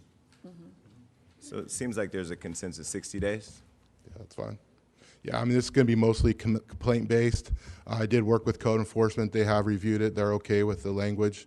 60 days is fine. The first notice is going to be a warning, so that also can extend that time a little bit. So we're not going to go out there and give a 200 or 500 as it escalates right off the bat. It'll be a warning. So I think the 60 days is appropriate. Councilmember Enriquez. Yeah, I mean, if folks are fine, and I appreciate the conversation we're having up here, if folks are fine with that, I make a motion to make the amendment that this ordinance goes into effect in 60 days, and we move forward with this ordinance. Second. Motion by Councilman Enriquez, second by Councilman Padilla. Council, please vote. 5-0 pass. There was a fight for second, so my left ear works better than my right. Sorry. Okay, thank you. Next item is 12.6, right? 12.6. 12.6, adopt a resolution authorizing the carry forward appropriation of $1 million from FY 2024 to 2025 Fire Department year-end savings for use in FY 2025-26. Yes, it was me. So in terms of, thank you again, Chief, for this. Just really quick, again, I know it's in the summary of the legislation text. I just wanted to just get a sense of the $600,000 that was authorized by the City Council to support enhanced paramedic compensation.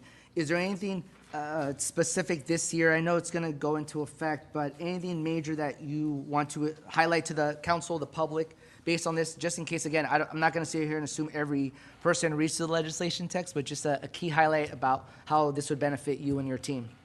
Sure. So the paramedic pay was approved at the end of last year by the council, which was a huge win for EMS in the city to help us with retention of paramedics.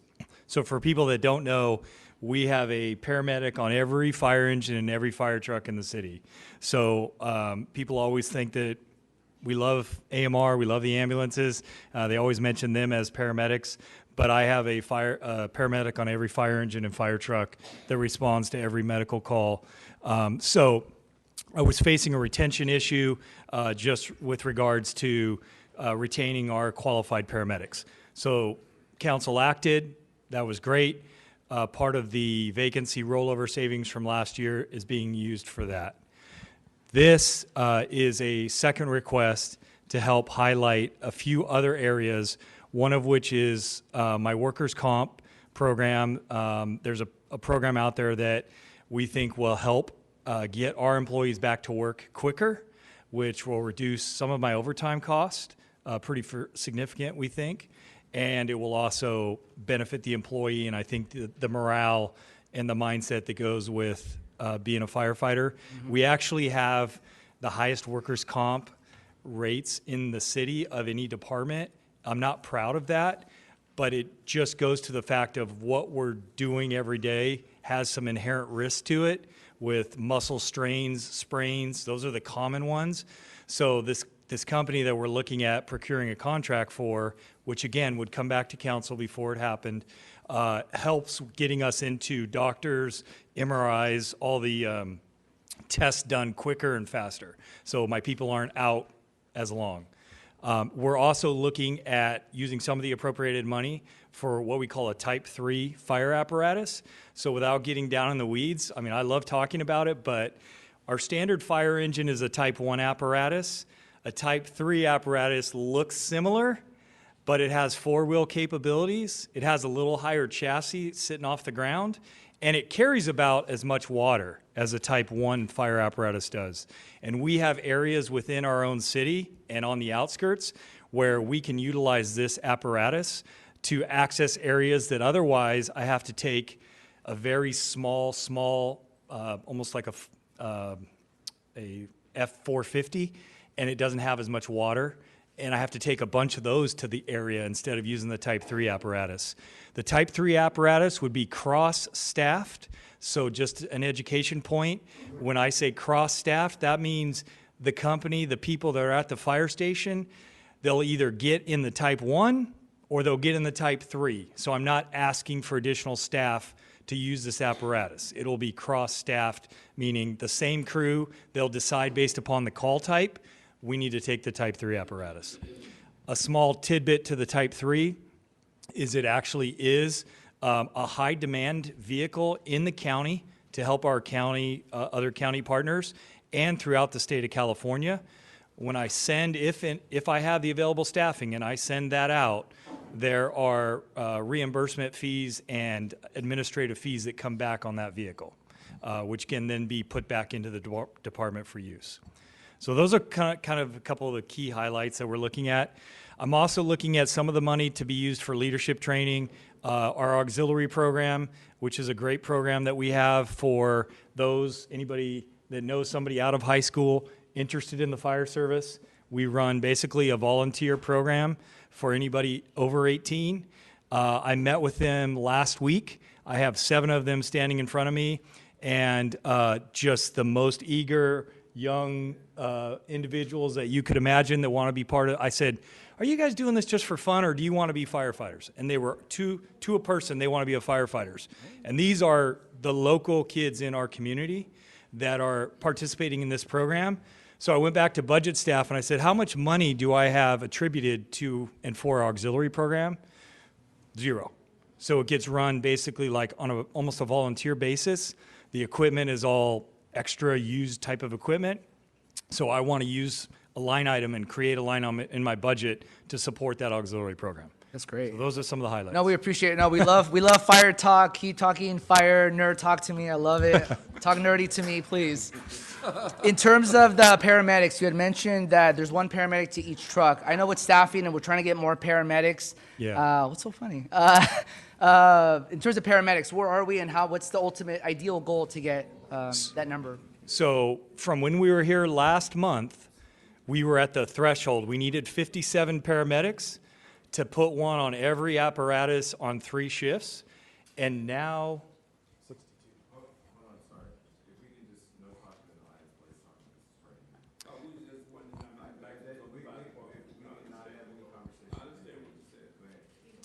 so we had 57, we're now at 62.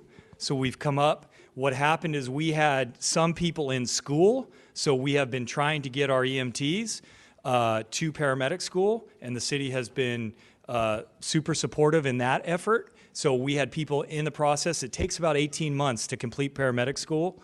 And so people have, in the last month or 2, we've had 3 or 4 that have graduated and got their license to be paramedics. And then starting February 10th, I have an academy with 8 individuals, 4 of which are already licensed paramedics. And currently, in January this month, another 6 of our own EMTs are starting paramedic school. So we are really trending in the right direction. I feel super comfortable with where we're at. I don't know if you know how much impact what you did had, but it was game-changing. So I will just say that for us as a department and our paramedic services. So, Councilwoman Padilla. Thank you, Chair. I know I thanked you earlier, but I just want the audience to know that Chief Carr and I met and had an extensive conversation. And, you know, it may seem like we're just allocating all these dollars towards the fire department for fire trucks and this and that. But when he went through this, he was very financially responsible, thinking about his men that are out in the field, keeping them safe. And also, we had a large discussion just about morale. And he mentioned the leadership program. You know, our men, they deal with public safety, saving lives on a regular basis. And so, you know, when they can't save someone, or there's a very bad issue, It's not something that you or I or them could just walk away from. And so investing in his men and his staff is also investing in the community. So I appreciate that. Thank you. And when I hear Councilwoman Padilla say investing in your men, it reminds me of how she was championing finding firefighting women to join the department. And I will say, our men. Thank you for reminding us how important it is to go out and find women. This is what I will say. I was holding up our men and women. We have one woman as a captain. She's in our suppression ranks. As you know, the fire department is made up of many facets. I have my dispatch center, my prevention department, suppression, and they, as you can tell, dispatch has primarily women. We are always looking to recruit women for the operational side. And again, that's part of the next steps and things that we'll continue to do in the future. One thing I wanted to say relative to your comments were the operation. You're correct. We have tried to be as strategic as we can, and the SenCal operation and where the money is and how it's being spent in creation of positions. And I actually want to steal Chief McFadden's statement that he made just a few weeks ago, that he said when he came into the department, his goal was to get his people in the right place. And that is 110%. I tell people that it's the community that we serve, and it's my people, and it's like this. And if my people aren't right, and they don't have the tools and equipment, and they aren't mentally in the right place, they can't provide the best service to the community. And the community absolutely deserves it. That's what I expect from my people. And so that's why we're triaging these things and trying to get them taken care of. Now, listen, I also want to say, shout out to Councilman Enriquez. Somebody in his district stole some stuff off your truck. Hopefully you get that back. So I have an update. Our boys in blue, our friends in PD, they located the items, and almost all the items, yes. Come through District 4. So that's the community, that's the partnership between departments here in the city. But yeah, no, we greatly appreciate it. They found our equipment, and it has been returned. So Councilman Enriquez can take credit for that. Also, just the content coming out from your department has been really great to share on social media. And I think being able to see the work through the eyes of the men and women, soon to be women, is a great thing for us to share. So thank you for that. Councilmember, who's number 2? Villaputa? Oh, okay, Councilmember Villaputa. Thank you, Chair. I just want to say thank you, Chief. I appreciate everything your men do. It's not for everyone. Remember in high school, I took an ROP class in fire, me and a lot of my friends, and one of my great friends is a fireman. Out of 10 of us, he made it. So I just want to say thank you, because it's hard work. What do you guys do on an everyday basis? I mean, you guys are really our true leaders in our community. Yeah. So thank you. Thank you. I want to dovetail off ROP real quick. CTE, it's now called CTE, Career Technical Education. We are partnering with Cesar Chavez. They're starting a CTE in the fire science in the fall, this fall, 2026. So any students that are interested in possibly a career in the fire service, they're going to have a program, a year-long program, and there's also EMT classes now at the high schools as well. That's awesome. All right, if there's no more council discussion, I'll make a motion to approve. Second. Oh, wait, somebody, did I make the motion? Can I make You made the motion, I second. Okay. I'm learning this, okay. Second by Councilor Villar. Council, please vote. 5-0, passes. Thank you.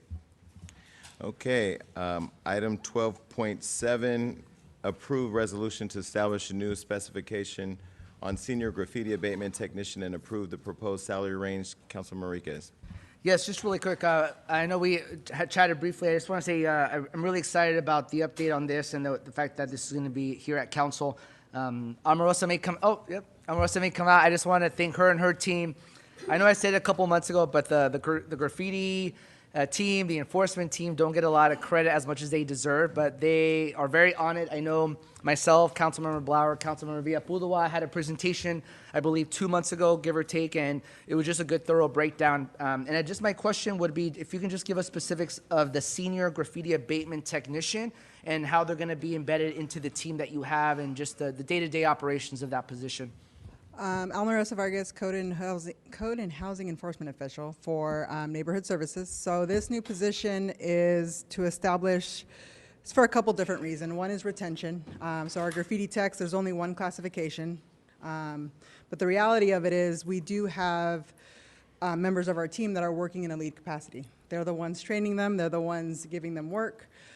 So to have that senior role out there in the field where our graffiti techs can go to this person to get advice or question or advice is going to be very beneficial for the department. And then if all goes well tonight, in terms of just putting the classification specs as either the proposed resolution and the position, would that be something as early as tomorrow? Would that go out, or will it be the tentative timeline? I know with hiring and all that, it's always different. I believe that this is one of the positions that will have to go to civil service to be, so that we can have it alternately staffed. So that gives us the ability of actually promoting within the current graffiti techs, someone into that lead role.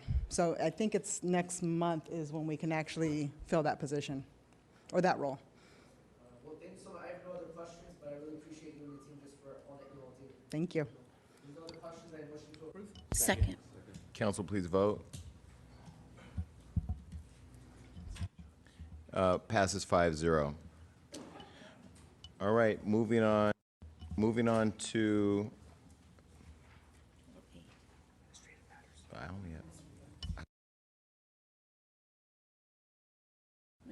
have. Moving on to item 13, administrative matters. Councilmember Enriquez. Yes, thank you. I know at the end of last year, we updated this section. I know at the last meeting, we skipped this section, but I want to just highlight that for the record because this is really important where council members of the mayor can give staff direction. I know it's a little bit different, and we can still do it during council comments, but again, just for the public can know in terms of what this entails. I just want to go back again, just so I can officially say during this section, again, I want to bring back, and I'll work with the city clerk, the legislation that didn't pass a couple months ago when it comes to our boards and commissions, but I'd like to bring that back if I can get a second. Second. Thank you.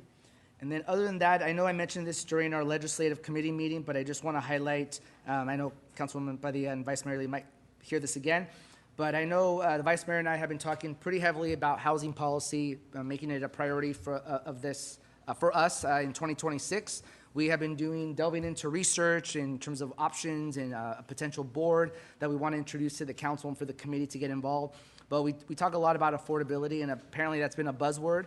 But one of the things that I know about housing is that a lot of folks can become unhoused because they can't afford their rent, and that's a reality. At the legislative committee meeting, I asked staff to provide a presentation of all the rental properties we have in Stockton, what are the average rents, and really diving deep into what's going on. We know there are slumlords out there, and that's just real talk. I'm not here to make up a reality, but when someone's increasing their rent $400 or $500 a year, and then they can no longer afford a studio or one-bedroom apartment in Stockton, that's a problem. And it means that as a council and elected leaders, and even the county, we're not doing our part to really provide some type of oversight about what's happening in those properties. I know our staff works hard, and they're also stretched thin. So that is something that I know I'm committed to making a priority, and even though I already asked through Ledge Committee, I want to just give more clear staff direction to having that research ready for our next Ledge Committee, if I could have support on that. Second. Great. Thank you, Councilwoman Padilla. Other than that, I think those are just the two highlights that I just wanted to focus on. But again, I wanted to really just take advantage of 13 in administrative matters. Thank you, Chair. Okay, I'll go ahead and just take a minute to add update on police substations. I know that staff went back to do some work, and I believe we have updates. So if we can get that on the next council agenda as an update, staff council discussion. Can I get a second for that? I'll second. Thank you. And then the second thing I have here, and I'll ask the city manager your thoughts on this, or city attorney's office, I'm sorry. I have an update. I wanted to get an update on the optic and budget investigations. Can we get that here at council so council knows where we are with status update? Certainly, it's scheduled to go back to your audit committee. Are you asking for it to circumvent the audit committee and goes directly to council, or are you just looking for audit committee and then to council afterwards? Audit committee and then the council afterwards. Certainly. Okay, that's all I have for now. Thanks. Okay, so the next item is the hearing, correct? Okay. No hearings tonight, but you have new business under 16.1. Oh, sorry. Okay, new business, sorry, 16.1, adopt a resolution to authorize a public hearing to consider adjustments to stormwater rates and charges and authorizing and directing the city manager to mail the required public hearing notice. Good evening, Vice Mayor, council members. Dr. Lytle with Utilities. I have my Deputy Director of Collections and Stormwater that is going to take the chief role in this presentation. And Jeff Morosevich, lead off. So as Mel said, we're here to talk about the stormwater rate study. Just real quick, I want to kind of talk about what stormwater is. I know some people don't realize that every drop of water that falls on an impervious surface area actually goes down your driveway or your parking lot into a catch basin, through a series of pipes to a pump station, and then goes into one of our local waterways. So it's a very extensive system. However, it's a passive system. It only operates when it rains.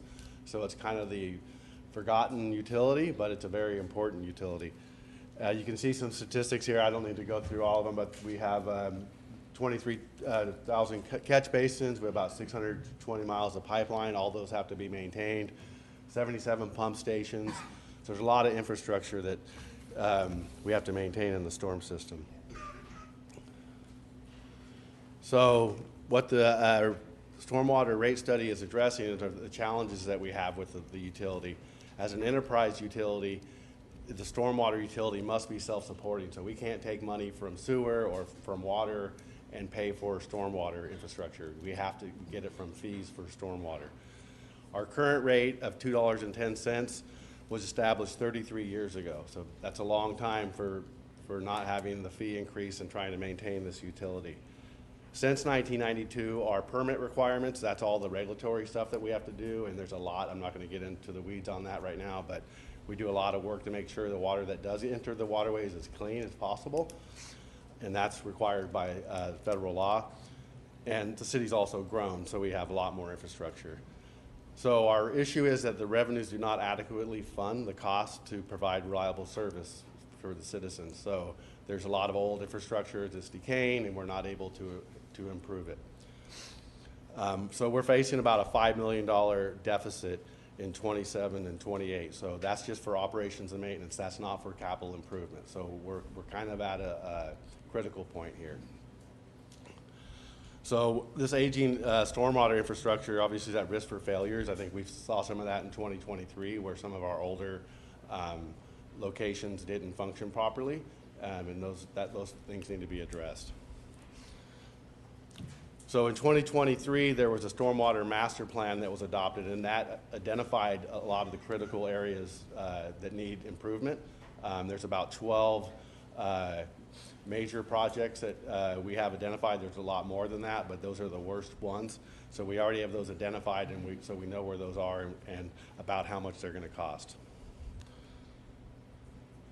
So this is just some examples of how old our infrastructure is. You can see the old rusting pumps. You can see a control panel that's been vandalized there.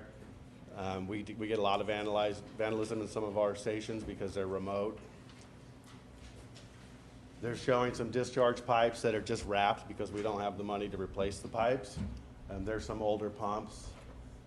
This is during the 2023 floods where we had flooding because the pump stations weren't keeping up with the storm. Also during 2023, we had a fire at a pump station because it's a pump station that we couldn't upgrade to electric engine, so they have natural gas engines, and they ran for 3 or 4 days straight, and eventually the exhaust heated up too much and caught the buildings on fire. And I'm going to introduce now Sean Korn. He's our rate consultant, and he's from HR Engineering, and he'll explain the rate study. Thank you, Jeff, Vice Mayor. Council members, appreciate the opportunity to be here. I'll talk a little bit briefly through the rate study process and the results and the final recommendation.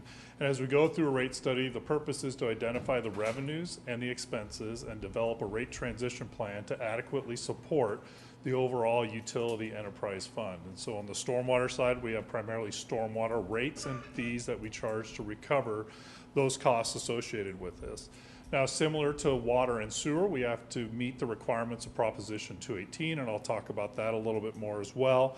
And we do that by developing this study based on generally accepted methodologies, the city's stormwater system, unique system, and customer characteristics, all combined with prudent financial planning criteria to support the development of cost-based and proportional rates. We do that through a three-step process that's identified here on the screen. A revenue requirement, which is the financial plan, how much revenue do we need to generate for operating and capital, a cost of service to meet the requirements and proportionality of Proposition 218, and then rates to support the development of those prior two analyses. Here's a summary of that revenue requirement. The bottom blue part of this chart is the current operating and maintenance expenses. The green bar on the top is the annual capital expenses that were mentioned that come from the master planning process. What you can see in that dashed line is the deficiency that Jeff just spoke about that is not being funded. That current level of revenue is based on that rate that was established 33 years ago, has not changed.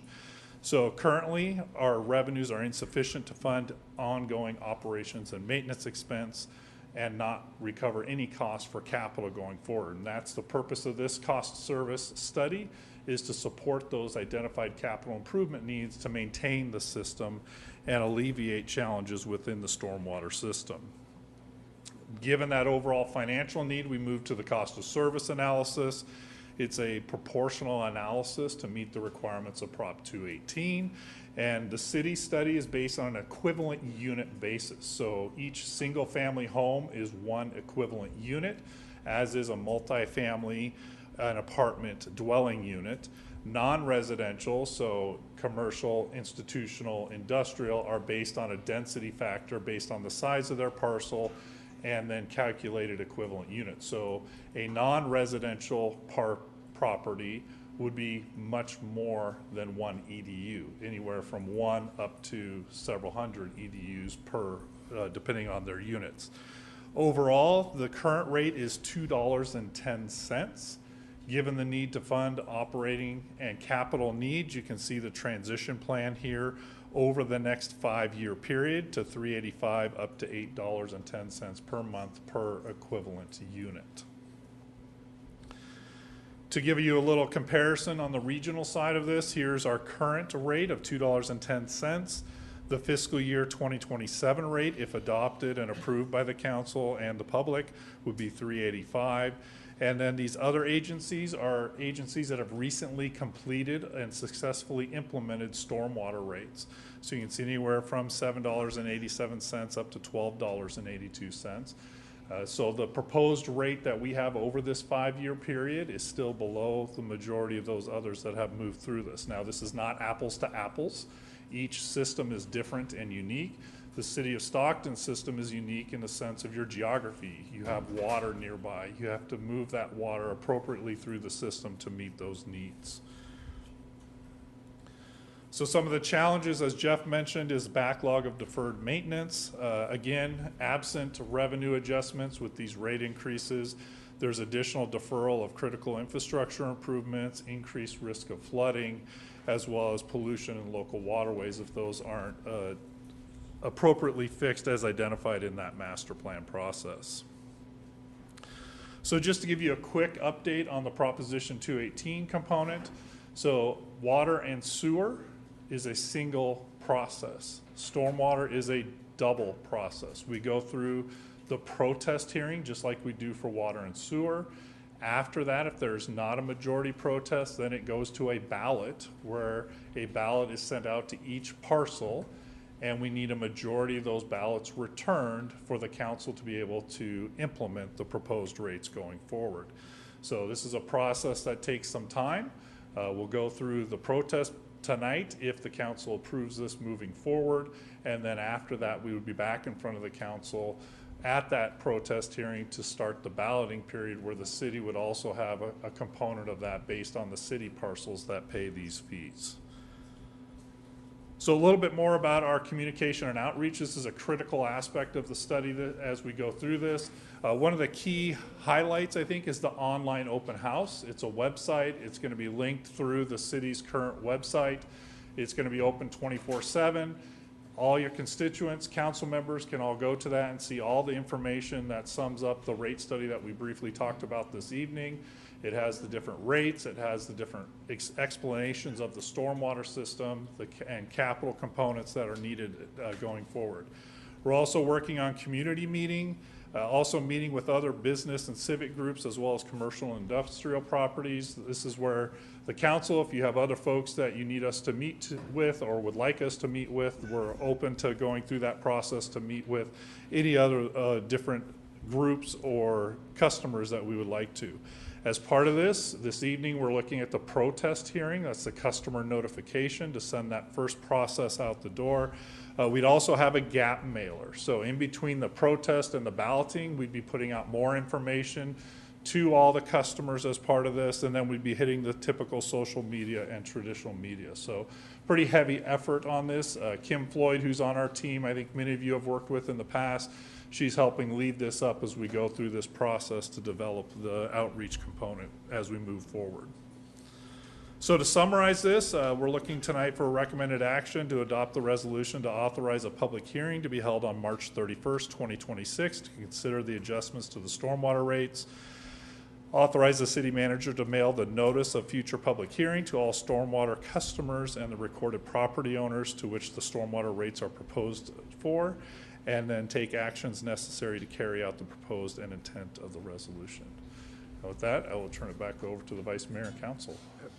Thank you. Before I go to Councilmember Blauer, when we had our meeting with you in preparation for tonight, there was maps of our districts to see.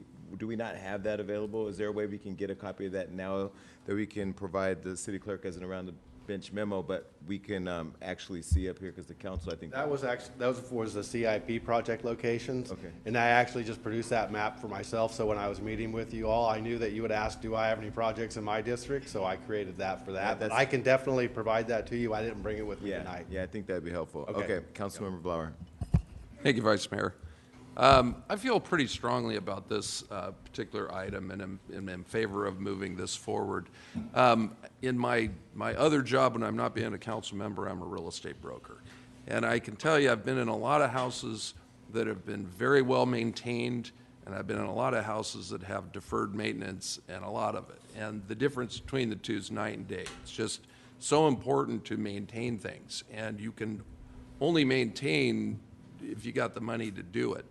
The fact that this rate has not changed since 1992.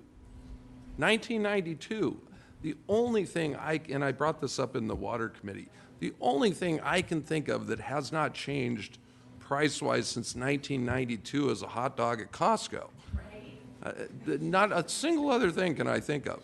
So for us to keep having that price where we know we have this aging infrastructure. Now, this came 18 years after that. In 2010, there was an attempt to raise it. After 18 years, it was already long due. And unfortunately, looking at some of the history I've heard, the council at the time, I don't think had the political will to really push it. I think the city attorney at the time wasn't super helpful from what I've heard, and unfortunately, it didn't pass at that time. And so here we are 16 years later, and it's still, after 33 years, at the price level. And the price that we are paying by not increasing this is an aging infrastructure. There are pumps out there in our city that are over 80 years old. Over 80 years old. They were there since the end of World War II. I mean, that's crazy. And these pumps, which I think normally have a lifespan of like 30, 40 years, and they're doing double their time, and put together with duct tape and whatever to keep them going. And I look at that situation that we had in '23, and you saw the picture of the pump station that caught fire. I mean, it wasn't upgraded. It was chugging along for 3 days straight and finally caught on fire. Now, as a result of that fire and that pump basically burning down and being knocked out of service, created flooding. So I have one of my constituents in Quail Lakes, his house got flooded. And, you think about flood and you think, was it, several feet of water? No, it was only 2 inches. But 2 inches did over $16,000 in damage. He didn't have insurance to cover that. He had to replace the flooring and get the place dried out.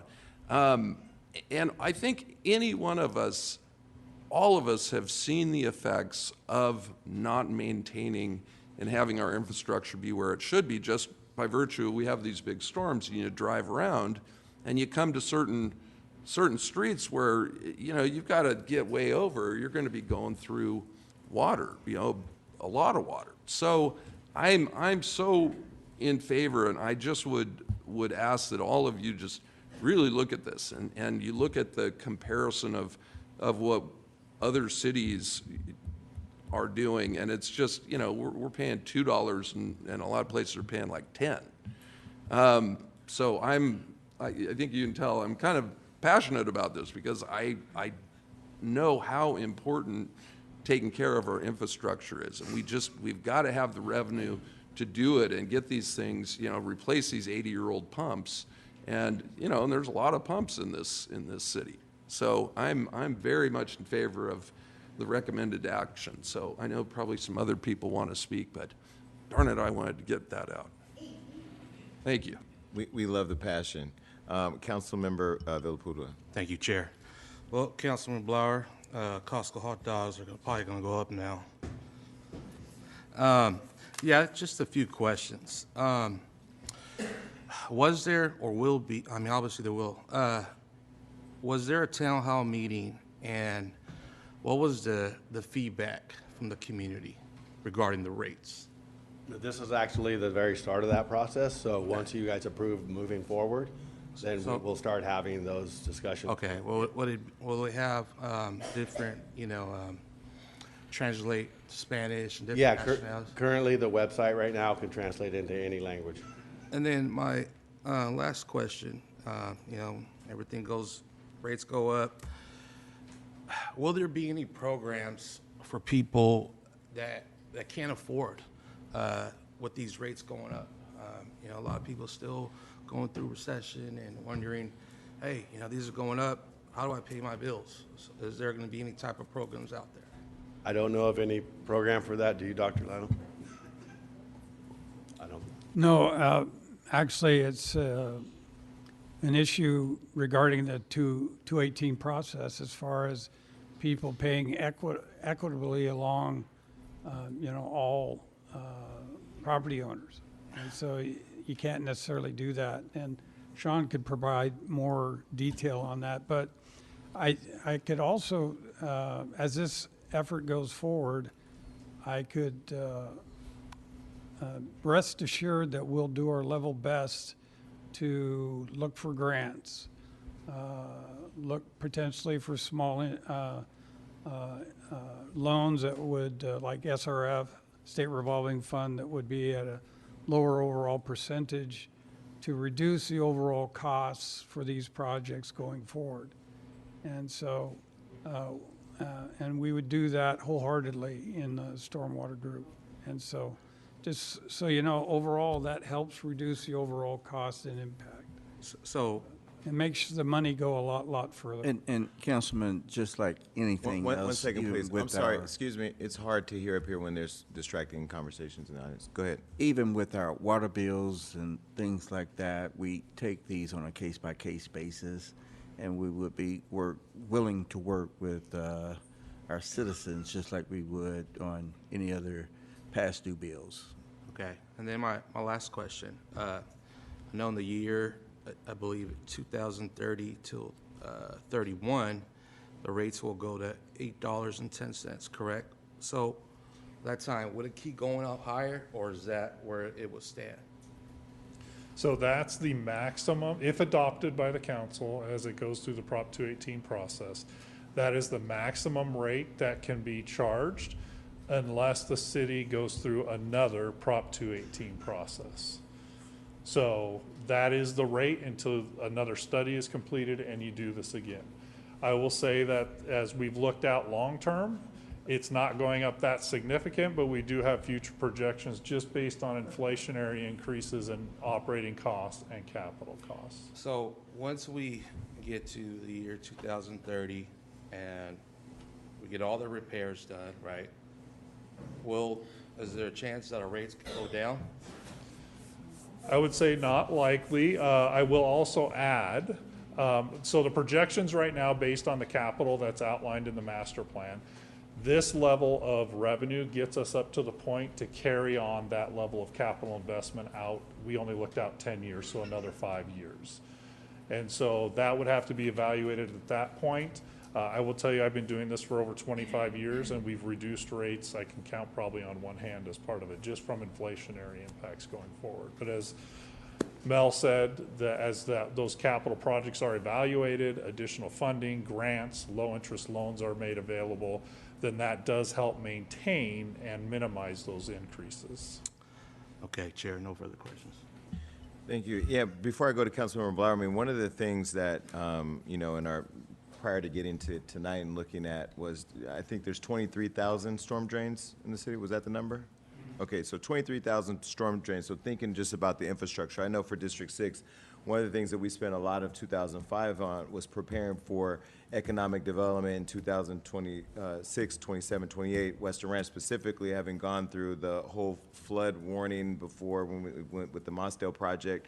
When I was running for office, I mean, one thing that I learned quickly was just how important infrastructure is, being prepared for issues before they come about and then we have to react to them.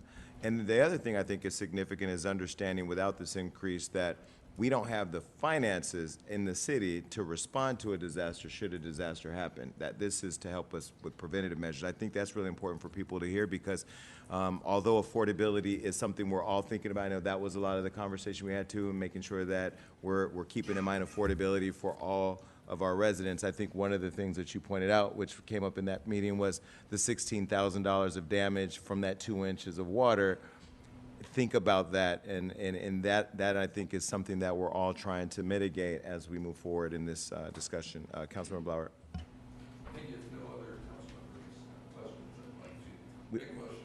Public comments. We have public comments. City Clerk, how many do we have? 2. Okay, so can we just do that really quick and then, okay, let's go to public comments. Excited. Mary Elizabeth to the podium, please.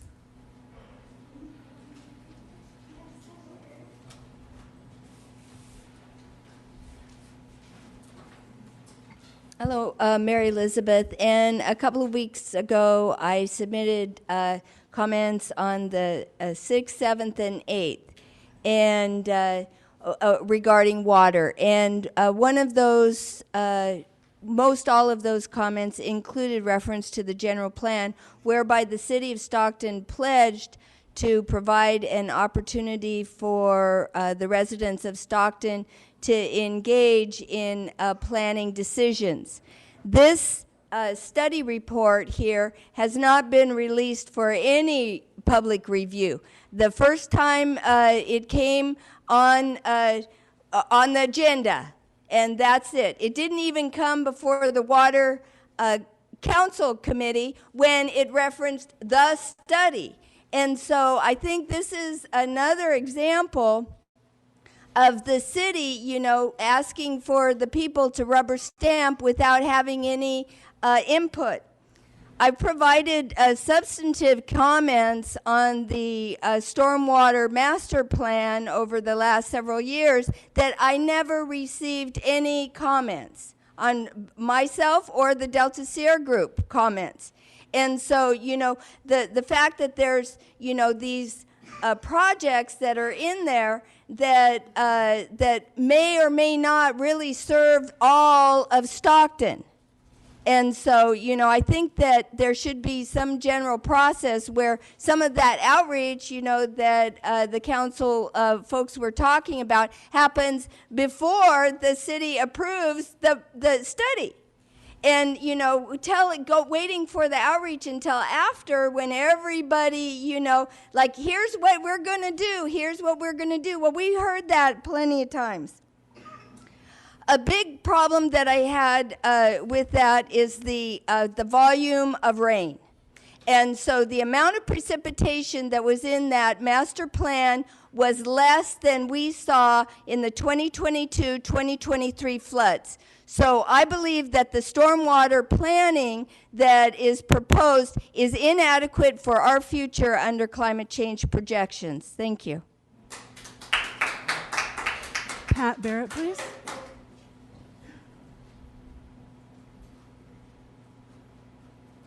Waiting to hear this one. Okay, Pat Barrett, resident Southside. To the point of what Mary was saying was, yes, a lot of the times the city does have already done the proposal. Here it is. This is what we're going to do. Never should be done before these city halls, city town halls things. Never should. It shouldn't even be written. It shouldn't even be existing, and it does. We do the dotting the i's, crossing the t's, and checking the boxes. That's not acceptable. My problem is this. I have a 580-foot square house, and not used to the 24,000, 3,000 square feet y'all live in. And I would be charged the same amount as the people that have these huge homes. I got one person on a fixed income. My question is this: why would I have to pay the same thing that a person with a 3,000, 3,500 square foot house with 8 people in there? And I get it, the people at the end of the block have about 20 people living in one house. But, you know, still, I think this is another thing that needs to be in consideration is the size of the house. It's not a matter of a single-family home. Single-family homes in my side of town are very small. Not a lot of people live in them. They're only like 1 bedrooms, 2 bedrooms. Why are we paying the same amount? Underserved communities shouldn't be paying the same thing that people are making, you know, 6-figure incomes. I would take a hit. A lot of people on the south side would take a hit. We're on fixed incomes, and we're underserved. So I get it. I got 8 inches of water in my basement that year. My hot water heater went out because they grandfathered in. It could sit on the floor. But the bottom line is this. It really needs to be taken into consideration, the districts and what you're dealing with. I don't think it's fair that I have to pay a flood insurance because I'm near the Delta. I pay a higher price than what Mark does. Western Ranch pays a higher price, I think double than what I do, you know, because they're close to the Delta.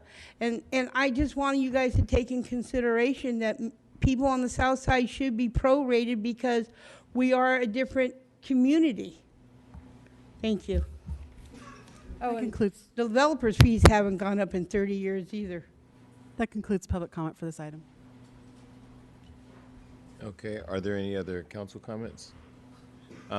I do want to say that Councilmember Villapudua is the chair of the Water Committee. I don't know what the Water Committee does or doesn't do or hears or doesn't hear. I think it's important that all the water commissioners who are part of that commission, talk with those folks in their respective districts, and then if there are concerns, take it to the commission because that's what they're there for. I would say that I do value all of the input, Mary Elizabeth, that you do give from a safety standpoint. I would ask staff to just have a meeting, schedule time with Mary Elizabeth to hear those concerns and take them under consideration. With respect to the other stuff that I heard, I mean, I do think that's why moving forward with a hearing and allowing the public to get the engagement that you're talking about is important, and that's that's the process in which I think going out deep into our communities. I think we had the conversation about making sure we hit all the districts so that way everybody can have access to information, making sure that the material is translatable to all the various communities that are going to be engaged. But if I can get I think this is necessary. I mean, when I think about just the future development of District 6, right, when you think about Western Ranch and all the promises that have been made over the decades, it's important to make sure that we have the proper infrastructure, because as I've been going around talking to the developers, I've learned a lot about what the challenges are, and there's a significant amount of challenges as it relates to old infrastructure on our side of town, and then, you know, as it moves north, it does change. I also want to make a response to the comment about developers' fees not changing. This council did put a sunset to the CESP agreement that did afford the developers years and years of fee waivers that amounted into $94 million. So there is a sunset to that did happen with this council. But that said, I would support this moving forward, and if I can get a motion to do so. So moved. Second. Okay, motion by Councilman Blower and second by Councilman Enriquez. Council, please vote. 4-1 with Councilman Villaputa dissenting. Thank you. All right, what I'd like to do is go back to public comments because go to public comments because that didn't happen. So we'll go back to that. And then what I do, because you did wait, is I would like to move it from 3 minutes to 5 minutes to give people, we can't? Unfortunately, once it's set for the meeting, it's only fair to the people who spoke earlier. Even if we make a motion? Really? I'm offended at that. Okay. Well, I was gonna say I was trumped, but I was told that I can't change that, so we'll stay at 3 minutes. Okay, so let's go to public comments. May I have Donald Tafoya to the podium, please?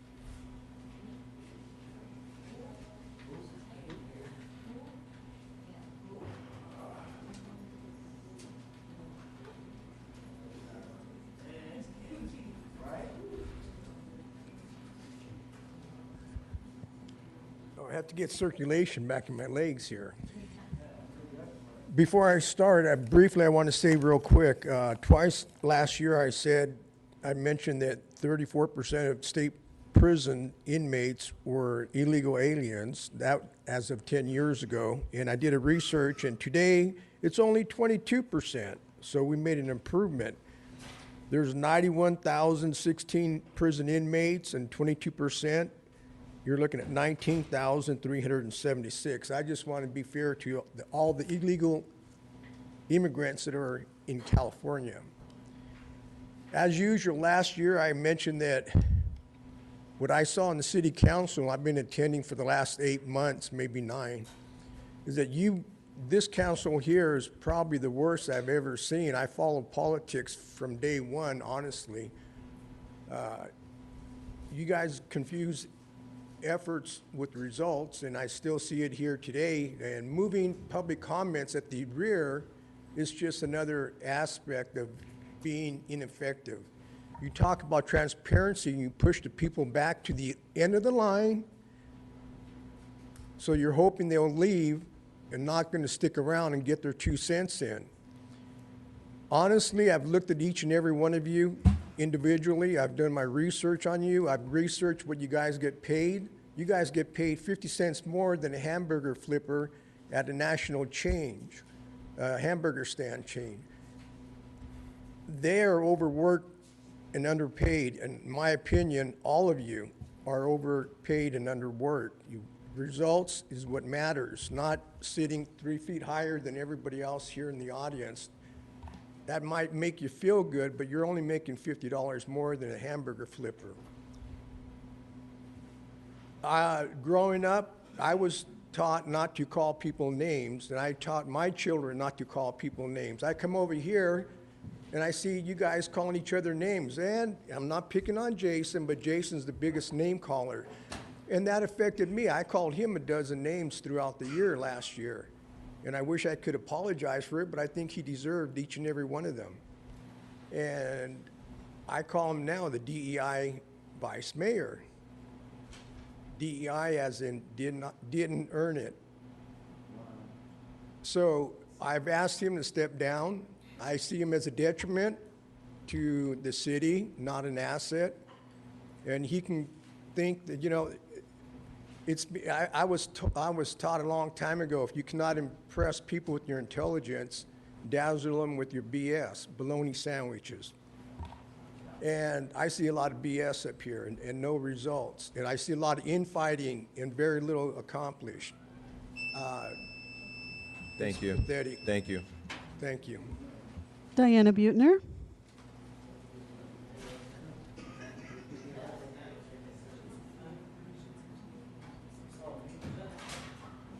Diana did request an ADA accommodation, and it's up to the chair whether or not to extend time. Yeah, I'll extend it.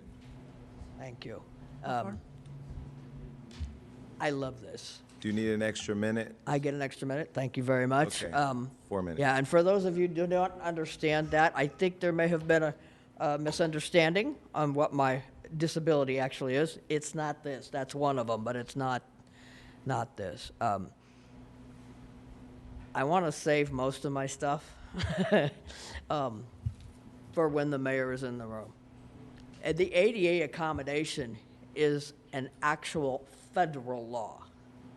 And I asked a question prior to the meeting, if that was something, if there was some process I was missing, or, what should I do? Basically, what I was told is that, no, the presiding officer gets to decide. That's not how the federal law works.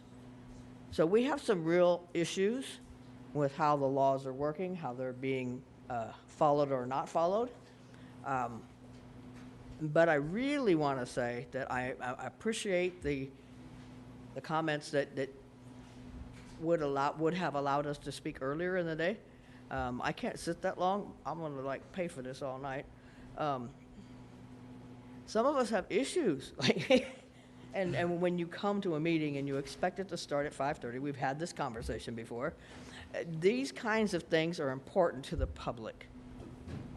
What goes on in here and the very important conversations about infrastructure and those kinds of things, those are very important. But so is when we don't look at the ability for the people to come and say, yeah, we want a teen center. That would be very good for the community. And I keep hearing we want to work on crime. Well, one of the things that helps stop crime is the removal of poverty and the inability to find good things to do. And so I love the idea of having more stuff for the kids, because those are our future leaders. And as far as a strong mayor position, I absolutely agree. This is not a strong mayor. That's called authoritarianism. And I know that's why I got shut down last week, or 2 weeks ago. The idea is, I don't come here to pick on a party. I'm not here for that. I don't even come to pick on the city. I shop here, but I live in a county pocket. This is where I have my voice heard.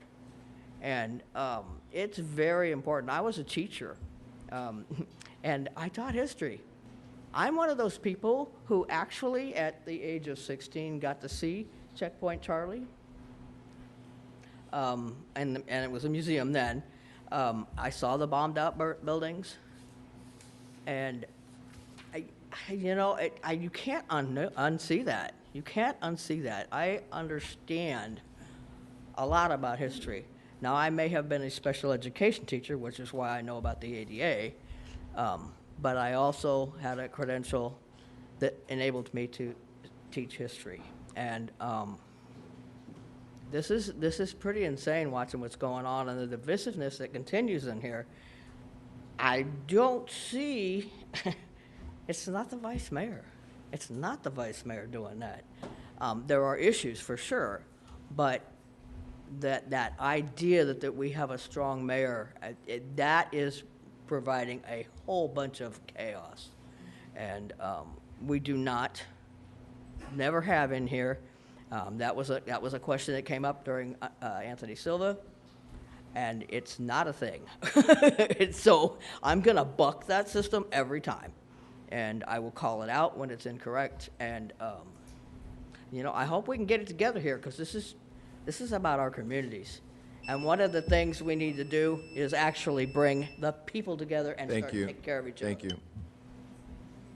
Cynthia Gale Boyd, please.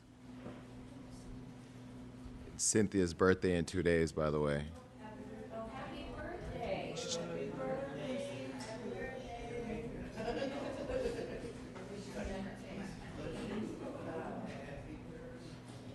It's actually Thursday, January 29th, but thank you.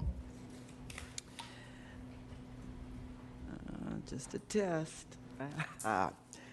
Thank God I'm still alive in this dangerous ass city. Since 2008, I've attended city council meetings. I come to learn and to inform. This is one of the most contentious city councils I've ever witnessed. To sum it up with one word that best describes all of you collectively, my asthma. Maybe one of you know what my asthma means, but in case you don't, it means something bad or confused that seems to be in the air all around you. Something destructive or demoralizing that surrounds or permeates, like what we saw earlier. How dare the mayor gonna throw us a tidbit about gonna let us have 3 minutes when she could have been honest and say, because I'm out of here, after stirring up all that nonsense. It's about bad air or corruption, despair or ignorance, bad air, such as a city stewing in anger on the depressing atmosphere from poverty or political intrigue. Some people get high off of that nonsense. Number one, the public doesn't know what to expect from one meeting to another, if we're going to have 1 minute, 2 minutes, or 3 minutes. The time limits may be from 2 or 5, but we still should be first on the agenda. Tubbs was really good at that. He was so good at it until he put us down to 1 minute before he got out of here, and then he stopped attending the city council meetings as damn. Third, being held hostage for 3 hours while y'all cut throats and sling blood back there. Held hostage tonight unnecessarily. Outward fighting too often on the diocese. Bold disrespect for decorum or for your colleagues, acting like clowns at a damn circus. Oh, my Lord. And Madam Mayor, in your absence, you are the ringleader. Every meeting, you appear to add to the list, and you don't even abide by it yourself. That's why it's so out of control about the rules of decorum. Yet you pick and choose who and when you will apply those rules to. We saw that earlier when some people should have been stopped that wasn't, and now you know my time is already up. If you think the cost of education is high, wait and see how much it costs for stupidity.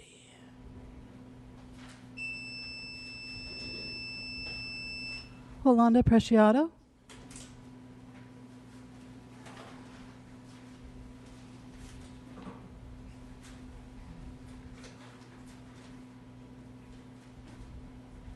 Good evening, Vice Mayor and Council.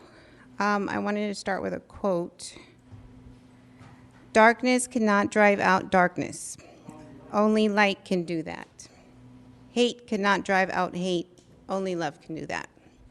And I think that everyone can kind of feel that, hopefully. I wanted to touch on some topics real quick and offer something for you guys that I spoke with last time. Our youth needs us. Our kids needs us. And I am very glad to hear that our grants for the summer, you know, all the things are coming through and everything. But District 6, obviously, flea market shooting, it's kind of being kept under the carpet, and it's really bothering me because I know, I don't know for a fact, but I'm pretty sure those were young kids that got killed there. I'm pretty sure, and we all probably know that. So with that being said, there's a program called VITA that was launched in Los Angeles. I spoke a little bit about this last time I was up here, that will give high school students, they will actually teach them how to do taxes so that they can help their low-income people in the community. So I love these programs that are like after they get out. I actually have, I've been trying to help kids that are between 18 and they get out of high school and they don't know what to do. And a lot of the programs end at 17 or 17 and a half. And then they don't start back up until they're 18. It would be wonderful if we can start younger, you know, with cops getting more involved, firemen getting involved in the elementaries, middle schools, showing them how to do the regular stuff. But programs like VITA would be essential for kids to give them something instead of just the option of let me go to the streets. There's another that which is separate from the kids, but there's one called Project Street Vet that is for the homeless, because as you guys know, there's like cats, dogs, I mean, everything everywhere, even birds now, that are just going crazy. If the city can combine with maybe a nonprofit and get grants and actually get like a mobile place, and I mean, these homeless people, sometimes that's all they have is their dog and they actually care about them. But if we can go out there and fix them so that they don't multiply, that would be awesome. Also, just real quick, if somebody, or if you guys could one day just walk the streets, because these kids every single day, I have to drive my kids to school and there's kids walking with homeless people, whether they don't know if they're dead or alive, or they can come up and snatch them or do something to them. Like, there has to be something with our school zones where we have to make them safer. I mean, there's just something we have to do for these kids. We need to take that vision out of them and not make it normal for them. I urge you to please do something more quicker for our youth. That way we don't have to deal with shootings and deaths. Thank you. Really quick with respect to the programs that you were suggesting, if you can give your number to the city manager and somebody from CSD can get more information about those programs, if it's something that we can pursue, we should. And then if not, we should explain why. But if you could give your number, that'd be great. Thank you. Mary Elizabeth?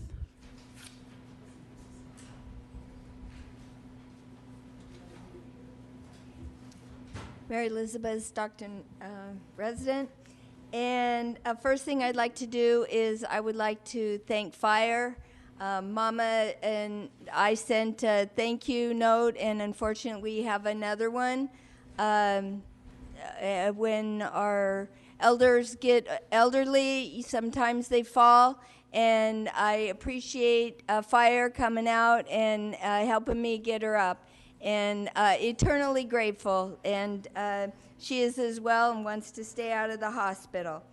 Regarding Fire, I would just like to ask, when I went out today downtown here around where I live, it smelled really bad. It hurt my lungs, actually, because there was some fires going on and, burning whatever. And I would like to see, City Fire communicating with the San Joaquin Valley Air Pollution Control District that sends out notices when there's some poor air quality coming up, just to help out, because we have a lot of people in our community that have asthma and COPD.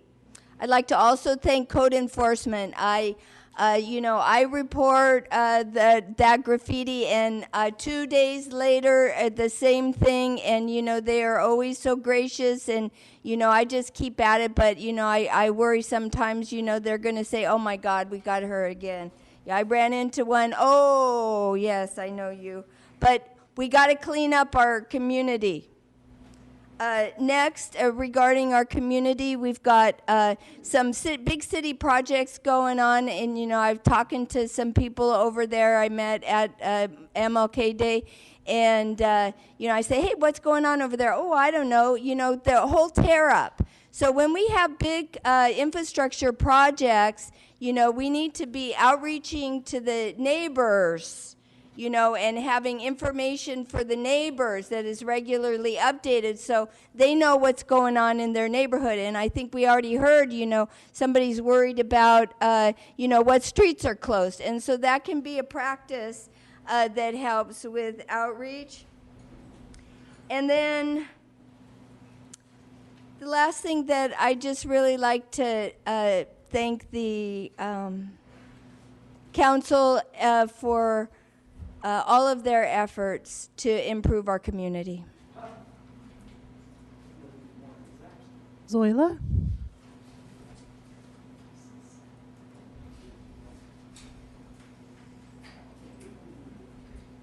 Voy a hablar en español para que me den más tiempo.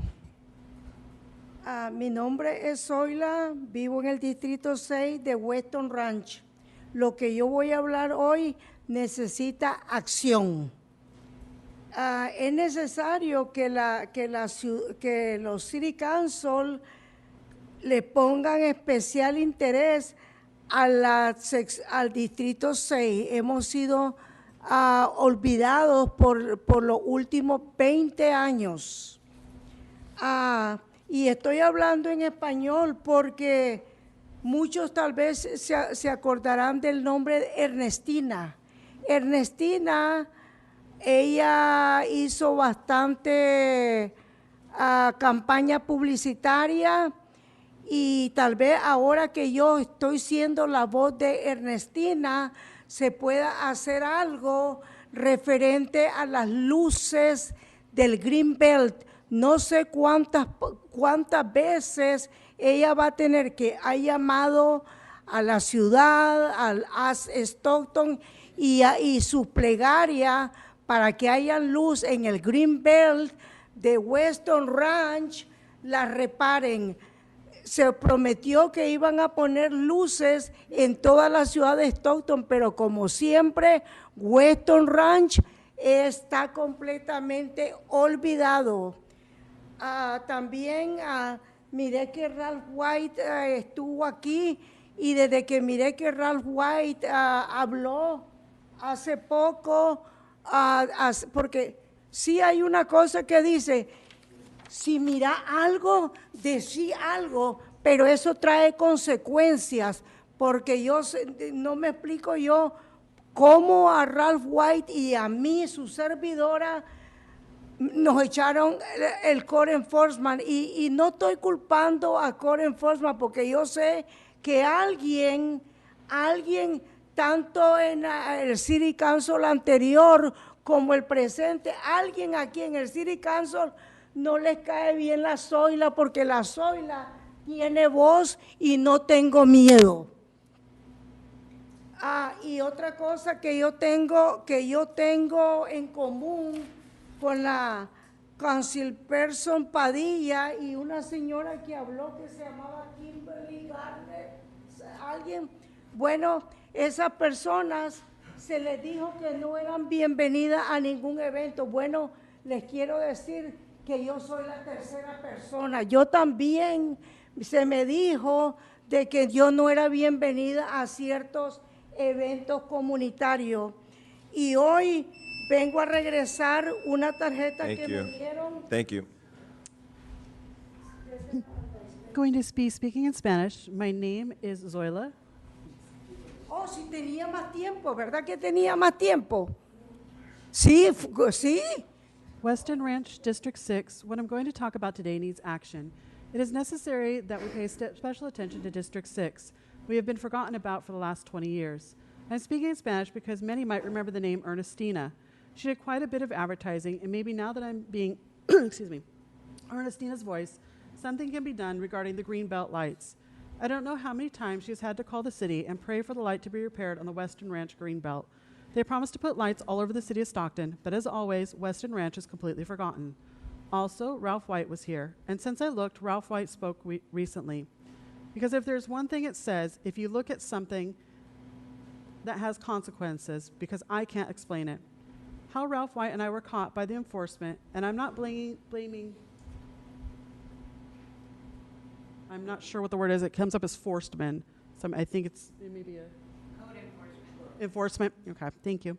Because I know that someone in both of the previous and present city council, someone here in the city council, doesn't like Sheila because Sheila has a voice, and I'm not Zoila. Okay, it's coming up as Sheila. Sorry, Zoila. I'm coming up as because Zoila has a voice, and I'm not afraid. And another thing I have in common with Councilmember Padilla and the lady who spoke named Kimberly Gardner, someone good. Those people were told they were not welcome at an event. I want to tell you that I am the third person. I was also told that I was not welcome at certain community events, and today I'm here to return a card that I was told about. Speaking in Spanish again, my name is Zoila. Thank you. Thank you.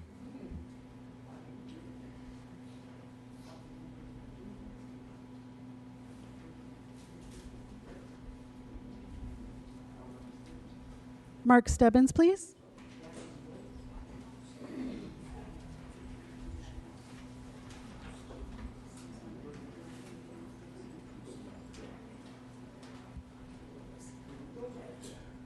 I think I should start out with your sound system needs a great deal of improvement. It's difficult to hear what each of you is saying, difficult to hear the presentations.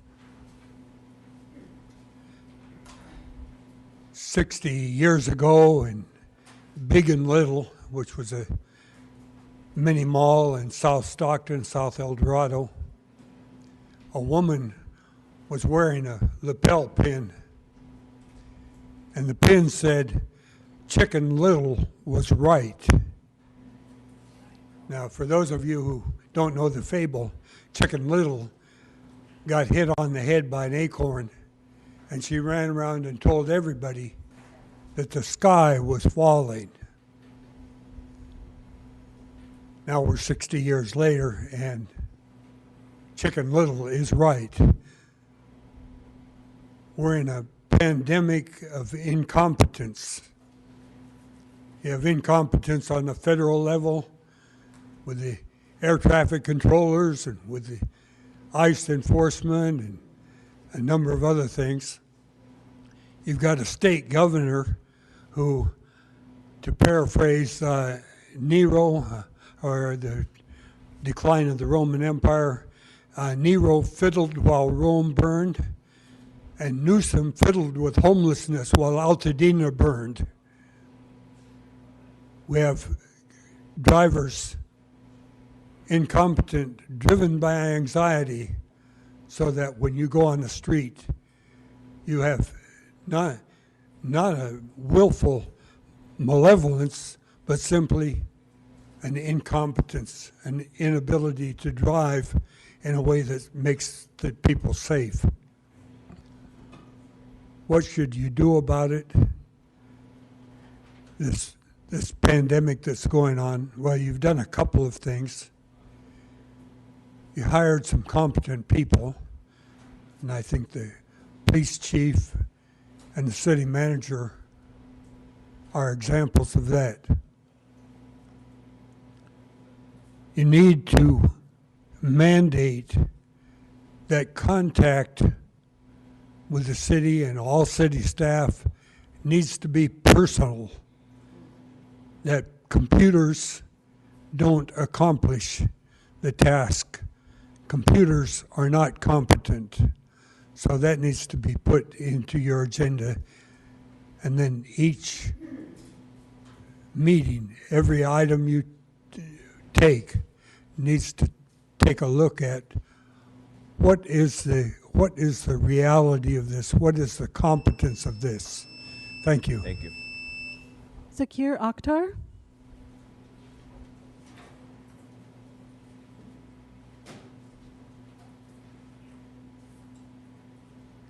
Ashley Petrie.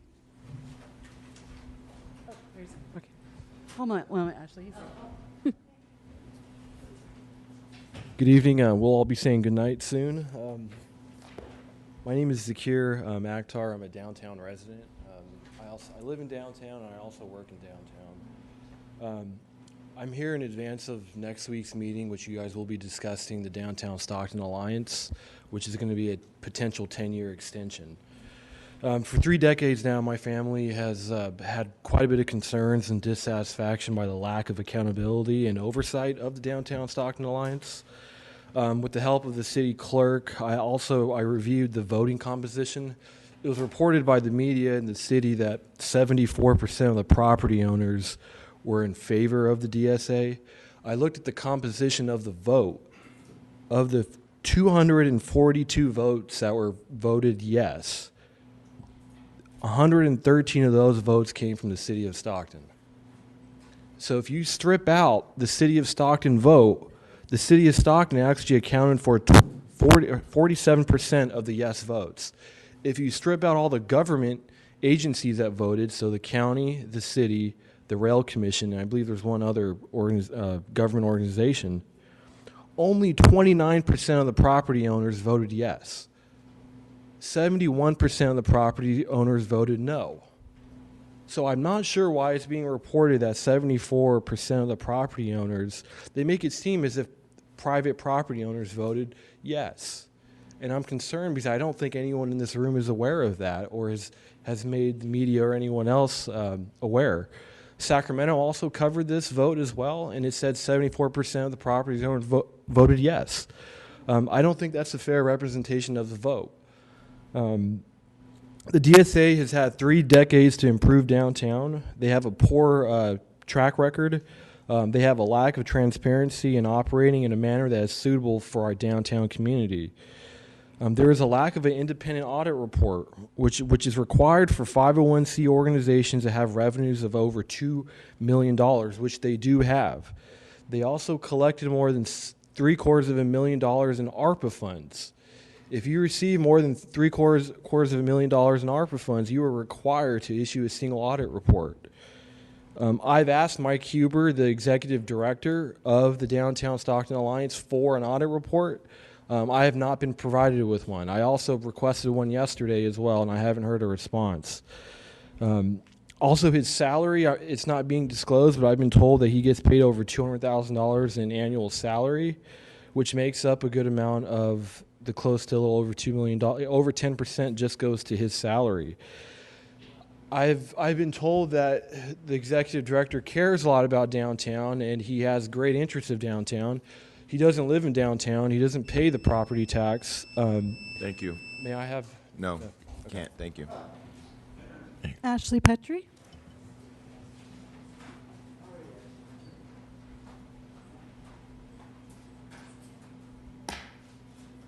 Good evening, Vice Mayor, City. Tonight I'm asking for something simple, something every resident of Stockton deserves, the truth. No excuses, no rehearsed talking points, the truth about where our money has gone, what policies have been broken and who is responsible. For years, the city has received millions of dollars in state and federal homeless funding, 60 million for San Joaquin County and Stockton alone, $24 billion in the state of California in the last 5 years. But for some reason, the homelessness has increased. The encampments have multiplied, and the only thing that seems consistent in is the lack of transparency. We cannot get clear accounting for how these funds were spent, who approved the expenditures, or why the outcomes are worse than before. At the same time, we have witnessed encampment sweeps where people's belongings, including IDs, medications, family photos, legal documents, were taken or destroyed despite having laws, notices to store belongings for 60 days and due process. These are not small mistakes, these are civil rights violations. And the truth is that we didn't protect our unhoused residents, we pushed them deeper into danger. Instead of safeguarding them, we took them the very items that they needed to survive and left them exposed to the cold, to illness, and to violence. We didn't protect them, we harmed them. When residents ask for records, we get delays, redactions, missing documents, or responses that simply don't add up. When we ask for budgets, we get summaries instead of line items. When we ask for accountability, we get silence. This is not how a city that values integrity behaves. This is how a city that behaves when it hopes no one's paying attention. But we are paying attention, and our children are paying attention. They're watching how, I'm gonna cry.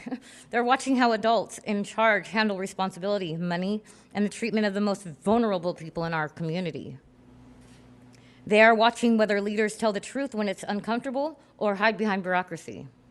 So tonight, I'm making a formal public request.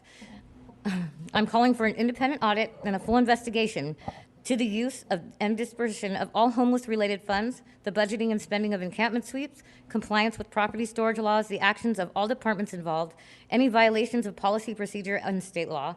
This is not an attack, it's accountability. This is what leadership looks like when it stakes human lives. If everything was done correctly, then the audit would confirm that. And if it wasn't, then the public deserves to know and corrective action must follow. Stockton cannot heal, it cannot improve, and cannot rebuild trust until we face the truth head on. I'm asking you choose transparency, choose integrity, choose the example you want children to remember.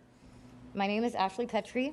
I filed a public records request through the city attorney today, and I also filed preservation of evidence.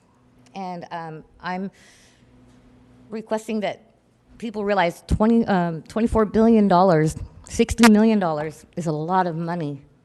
Why did we increase 104% in homelessness in the past 4 years? Thank you. Thank you. Barbara King.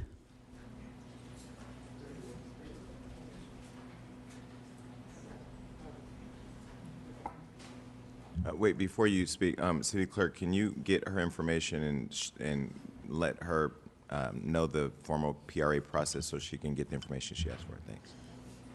Good evening, Vice Mayor Lee, City Councilman. Four of you are an embarrassment for not apologizing for the witch hunt where you all wasted $50,000 of our taxpayers' money. Solution, all four of you who voted for the witch hunt, pay it back by garnishment. Brando, you stepped up the idiocy by filing a complaint about Tyler Perry $50,000 donation to the Christmas Toys for Joy. Brando wants to rob the kids of joy. Brando, shame on you for voting down a $58 million funding to revive the youth center in District 5, your district. This was lower than low. Solution, Brando, seat is open. Vote him out, push him out, kick him out. Tyler Perry is a very well-known philanthropist and honorable man who deserved the key to the city. Instead, you filed a complaint against him and Mr. Lee. This is low. When their hands are taken out of the cookie jar and excess denied, they make up propaganda and lies. The tears and finger pointing at Mr. Lee are weapons, and we know that game. Need I remind you? Solution, don't let these people push their negative energy on you. Stay the course, hold your head high, enjoy your new position as Vice Mayor, City Councilman, District 6. Thank you very much for all that you have done and you tried to do. Mr. Lee could have been anywhere in the world at this moment, but we have been blessed to have him as our Vice Mayor. Progress is progress, just keep moving. When they go low, you go high, Cardi B style. Mario Enrique and Michael Blauer, thank you very much for staying the course for the city of Stockton. Congratulations, Mr. Johnny Ford. I heard many wonderful things about you, and we look forward to your expertise. Thank you. Paula Gallen.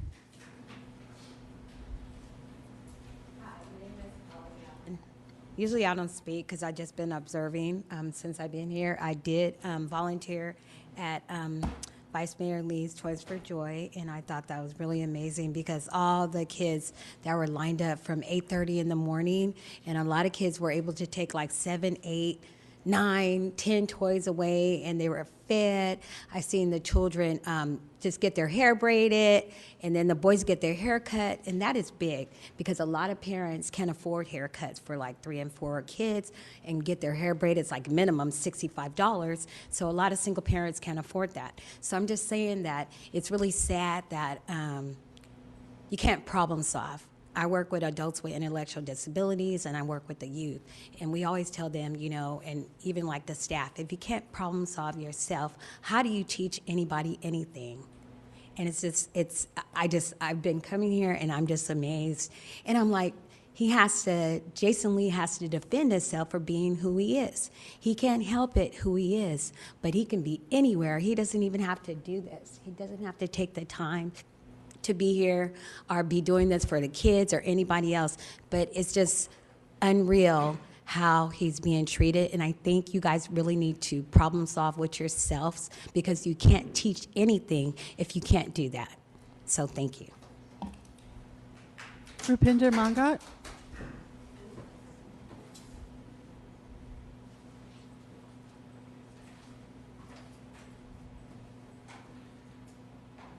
Good evening, Mayor. Must be watching this video later. Council members, my name is Rupinder Mangat. I'm also known as Roger. I've been attending Stockton City Council meetings for quite some time now. I'm here tonight because I believe that when something is right, we should speak up and when someone is being unfairly questioned for doing good, silence is not an option. Jason Lee is a person of integrity. He's ethical, straightforward, and unafraid to hold people accountable. In politics, disagreements are normal. Not everyone will like each other, and that's reality. But for Jason, this has never been about politics, and we have all seen it for the past 12 plus months. Jason is not a politician, he's a people-tician. He has shown up for the city in ways that go beyond words. One powerful example is his annual toy drive for children in Stockton. Every holiday season, thousands of dollars are raised and spent to make sure children who may otherwise be forgotten, experience joy, hope, and dignity. Those smiles are not political. They are human. I personally attended this year's toy drive along with my wife and my daughter, even though I live in Manteca. That is why it was deeply shocking and disappointing to hear that someone from this council complained about Jason for doing something so positive for our community. When did helping children become a problem? We need to seriously reflect on where our priorities are. I have watched Jason at these meetings. I have watched his actions over time. What I consistently see is commitment to truth, trust, and transparency. He doesn't do this work for attention or approval. He does it because he genuinely cares about Stockton and its people. I want to say this clearly and from the depth of my heart. Disagreement is fine. Criticism is part of leadership, but tearing down someone who is lifting up for our community is not leadership, and people see that now. No matter what is said about him, Jason remains focused. He's not weakened by the criticism. He's strengthened by the trust of the people of Stockton, and that trust has been earned through service, consistency, and heart. My closing message is pretty simple. When someone shows up year after year for our children, our families, and our city, we should protect that kind of leadership, not punish it. Stockton needs more people who serve with heart, not fewer. Change is the law of nature, and elections are up. People will make wise decisions. And last thing, I have 30 more seconds left. Mayor, this is for you. If I'm a principal of a school and a great teacher comes to my school and that teacher is intellectual, I should be proud of that teacher. I should not be intimidated by other people telling me, hey, Roger, you're the principal of this school. This new teacher that just came in is taking over. He is everywhere, he or she, whoever that is. I will be like, I love it. That teacher is making me proud, my school proud. I'm the principal. I love that teacher. Thank you so much. Julie Dunning.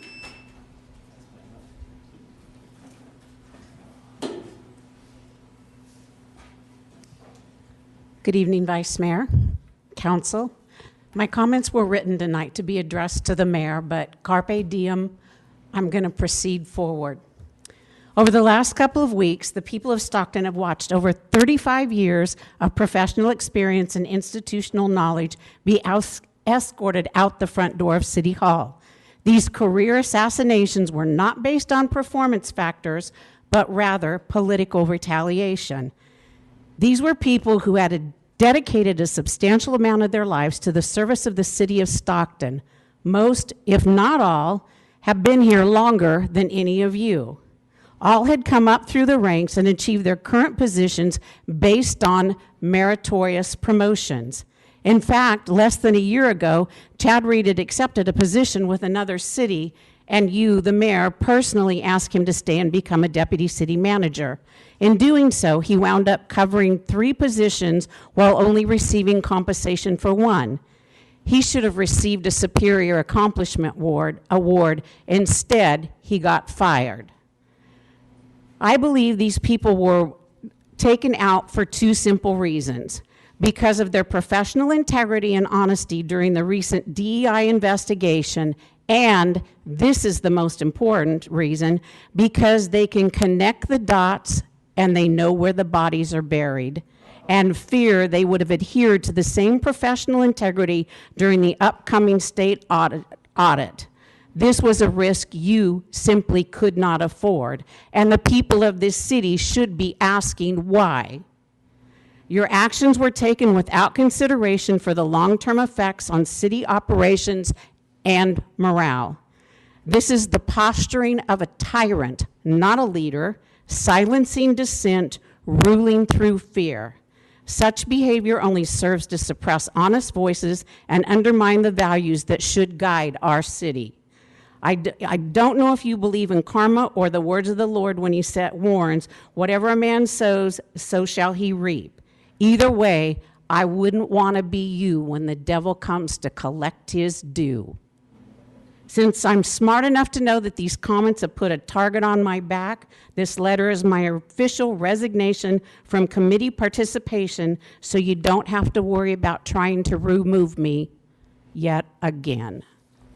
Thank you.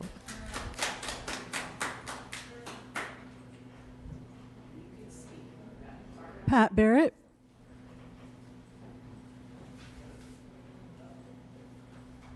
You know, contrary to everybody's beliefs, I like it when public comments are at the end of the day because everybody has to sit and listen to the city, and then we get to cap on everything that was said. So one thing I want to say is, you know, I appreciate you asking about the grant because holding accountability where the money goes doesn't work. And I can say that because I would love to see the accountability of the TCC grant. I'm upset and very concerned that when the vice mayor asked the mayor the question why she removed him from the committee, she evaded that answer and beat around the bush and gave some off-the-hook thing. It was the same thing when she removed me from the committee for the climate action plan. There was no explanation. I do want to say something about the fire department, and this is my thing. He talked about Cesar Chavez. Again, I'm asking, why isn't it at Edison High School? Why aren't our kids on the south side being encouraged to look into the fire department, to look into this? And I know that they have the schools for young people to join at the police department, but this is something that needs to be pushed into our district. This is something that gives our kids of color, kids that are underserved and come from broken families, give them something to hold on to in the strength of our city, because I'm going to tell you this. I've been watching this city, and people are just like going, why is the mayor acting like a little Trump? And then they say, why do those people agree with her when she's wrong? And I'm like, you know, it's beyond me. I'm not from this city. I'm not from this county. I'm an immigrant. The problem is I'm still trying to figure it out. The corruption, the generational learned behavior, the narcissism that's going on. I mean, I'm sitting here watching Vice Mayor Lee lead this meeting. You're smiling, he's smiling, and I'm like going, look at the harmony in this meeting right here. I was like tripping. I'm like, it's so cool that people are literally smiling in their seats. You know what I mean? The chuckling, it was so enlightening watching this. I don't know how you guys are going to deal with this, but I really think it needs to be looked at. The reason why I don't want to see that committee change, and I just want to say this. Our mayor is bonded deep with our Punjabi community. I have been to legislature trying to see about truck routes. You've asked for it to be looked at because of our AB 617 and we're number 10 in the bad air. But the bottom line is that I don't want it to see dissolved and broke down and say, no, it can't move forward because of her connection. I've talked to many of my Punjabi truck drivers. They don't have a problem getting rid of trucks down on our El Dorado Street. Thank you. That concludes public comment. All right. Oh. One more for the road. Antonia Fields. I just want to make a short comment.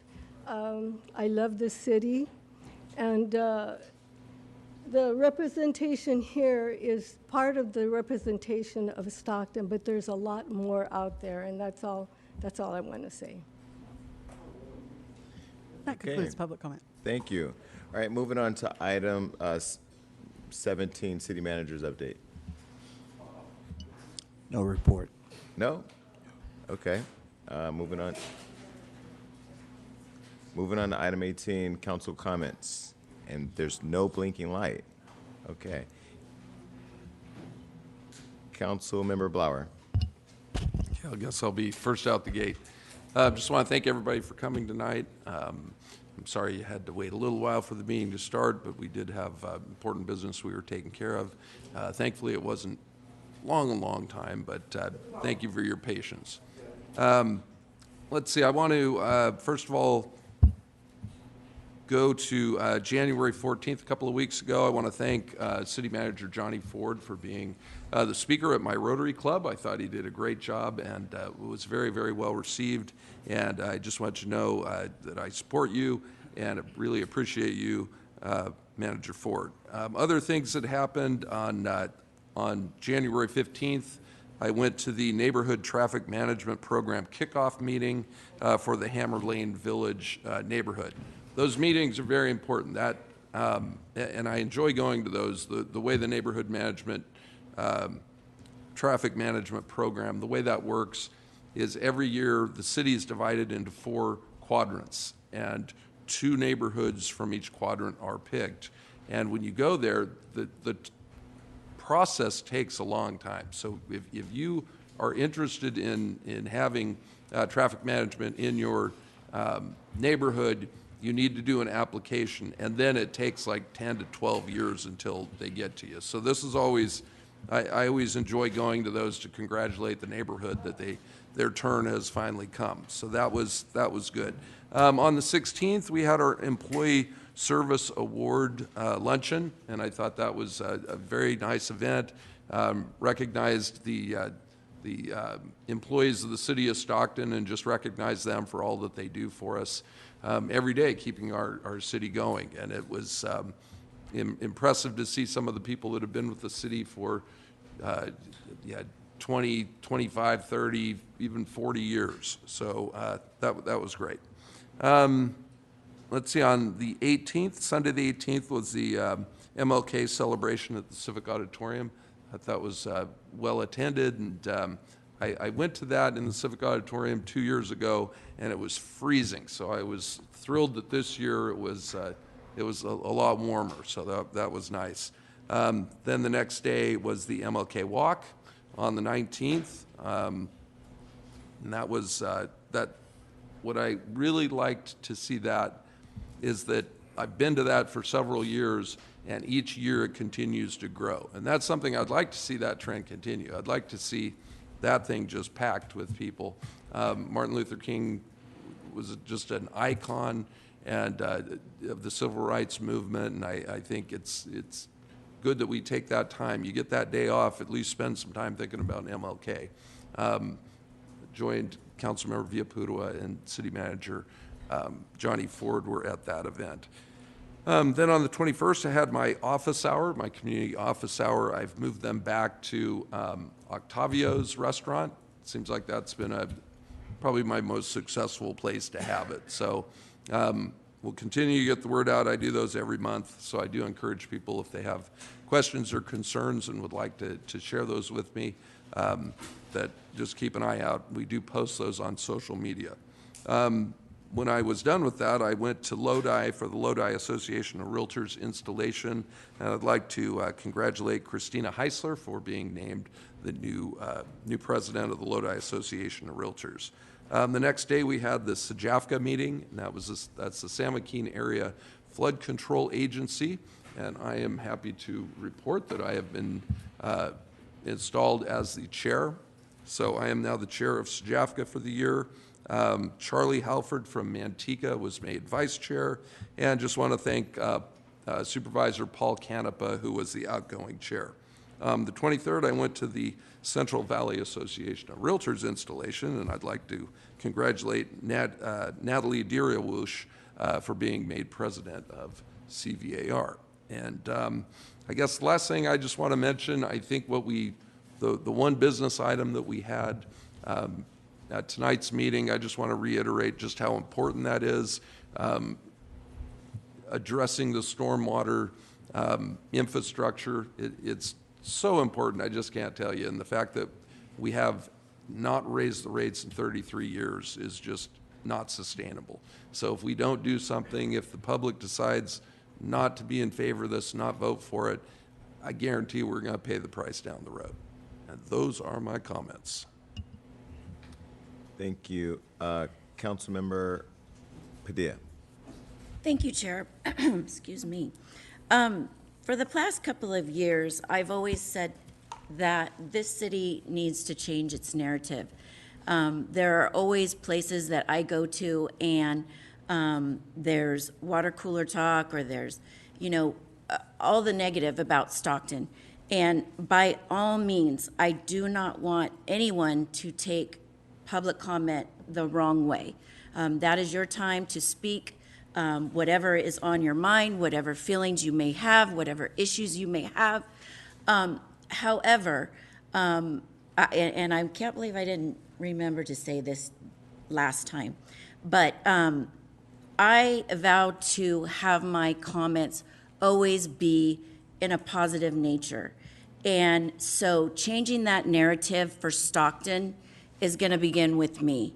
There are a lot of great things that we need to talk about and that we need to share and that is going on in our city. And one of them is this 109-page activity guide. And I am one to say that there is nothing for our youth. There's nothing for our youth to do. I do have to give kudos to our Parks and Rec department because they really thought about the whole family. There are activities here for preschool age, actually starting from 18 months. There are things for tots to do at all the community centers.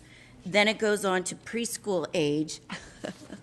Then it goes on to youth, teens, adults, plus 50 and over. And if you go to the website, this activity guide is there, and it breaks down all the things that are available for those categories that I broke down. And I just want to highlight for our youth, for example, there's different types of dance classes. There's art, there's sewing, crafts. There's also sporting events that involve basketball, soccer, volleyball, and introductory to golf. So those are available, youth sports available for our youth. And as far as 50 and over, there are some dance classes, there's some art classes, just a multitude of things. And this gives the place and the time that these things all happen. So again, Parks and Rec are really doing a great job thinking about the whole family. Yes, there is a cost to some of these things, but there is a discount. There is a 25% discount that you can apply for, and if you have multiple kids, there are discounts for that as well. So I encourage everyone to take a look at City of Stockton website under Parks and Rec, and you can find all the things, activities and things for the whole family. Also, March 11th, they are hosting a Stockton Art Night from 4 to 7 at the Civic Auditorium. March 28th, at all of our community centers, they are going to have an egg extravaganza. They do that every year for the city. Egg hunt, arts and crafts, just everything for the whole family. As far as our parks, right now, mowing is every 2 weeks just because of the winter weather. Grass doesn't grow as fast. And normally trash pickup is every day in the parks, but it is shortened to only 4 days a week. So if you are wondering why trash for some reason hasn't been picked up, that schedule has changed for the winter months. Also, we have park beautifications in all of our districts. All my colleagues will get a flyer, which park and which date these are occurring.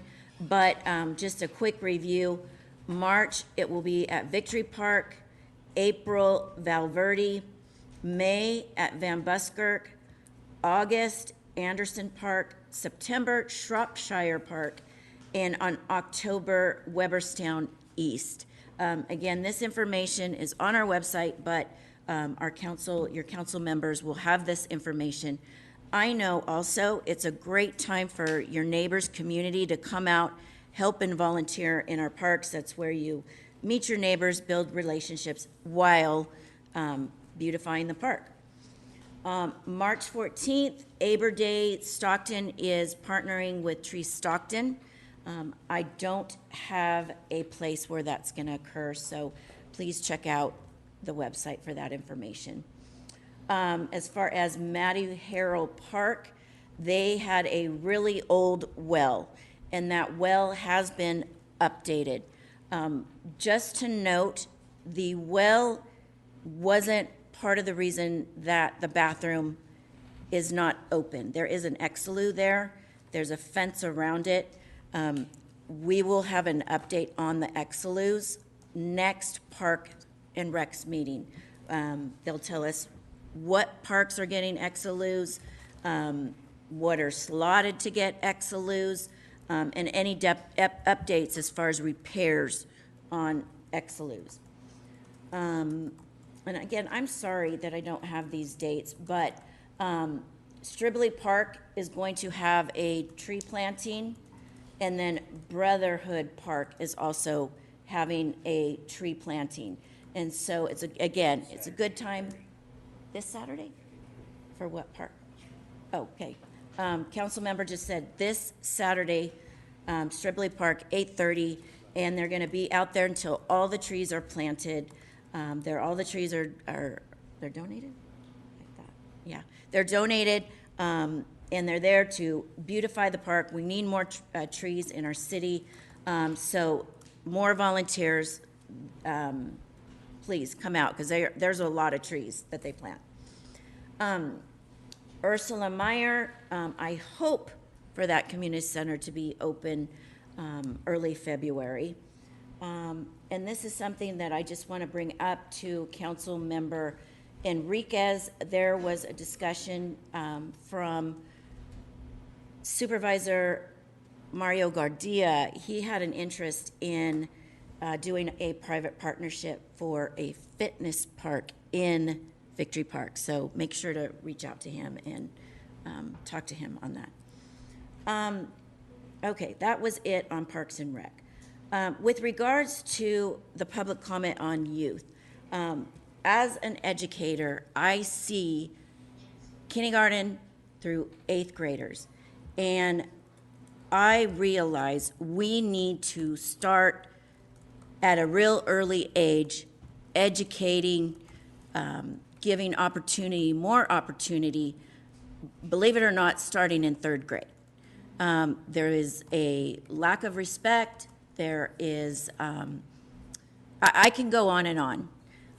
And, you know, I am going to make a strong effort to have our police department and our fire departments come into our schools and interact with our students, whether or not it may even be playing at their recess. That is where students build relationships with our public safety partners, because right now there's a lack of trust there. And so I really feel strongly about connecting that bridge for our youth as well as our public safety partners. And again, tomorrow, I'm having a partnership meeting with some of our community members about a youth motivational event that I'm hosting shortly earlier in the year. As far as my district information, proud to say that Inspiration Park will open early February.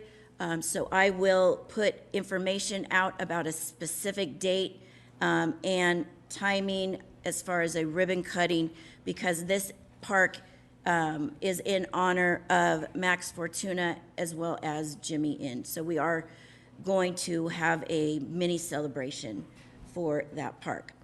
I also hope to see Ursula Meyer Community Center open up early in February. There's just a punch list, as I was told, that the contractor is going through, but they're putting books, furniture is there, and I do want to reiterate that even though this community center is in my district, this was a well-thought-out community center that's going to benefit the whole city. It has academics, fitness, and athletics. And as far as the athletics, the gym is large enough to hold tournaments. So this is where things like the basketball, the youth sports that are going on, they can do volleyball there, they can do basketball there. So again, I just wanted to reiterate that this community center is for our whole city. And something that they really thought about was the fitness part of it. They have a small gym indoors and they have a small gym outdoors with, fitness equipment, treadmills, climbing walls, stair stepper, weights. They even have TVs in the indoor fitness center. So, that is something that you can utilize, our city can utilize, our whole city. The other thing that I am working on with that community center, McNair High School is literally within that parking lot. So I would like to have a JPA for their swimming pool because they have a huge Olympic-sized swimming pool. So it would be nice to see that pool open for the city as well. My community office hour will be held Saturday, February 7th at the donut shop that is centralized in my district. So I will be sending that information out to you. As far as my ad hoc homeless committee meeting, that will be held on Thursday, February 5th, 4 o'clock here in City Chambers. And I know there was some mention of, with regards to our homeless, I encourage you to come to contact me if you can't make the meeting. And I would like your input because the more that I educate myself, the more that I can help those that are unsheltered.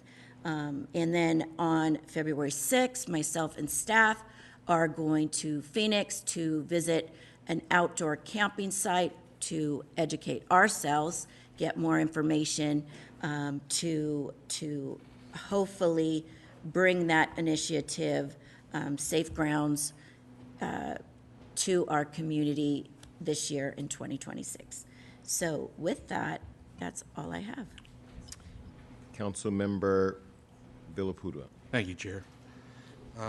First of all, I just want to thank everyone for coming out here tonight.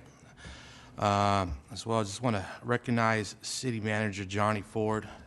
Thank you for everything you're doing, sir. This past weekend, I got a lot of emails and phone calls about Mormon Slough.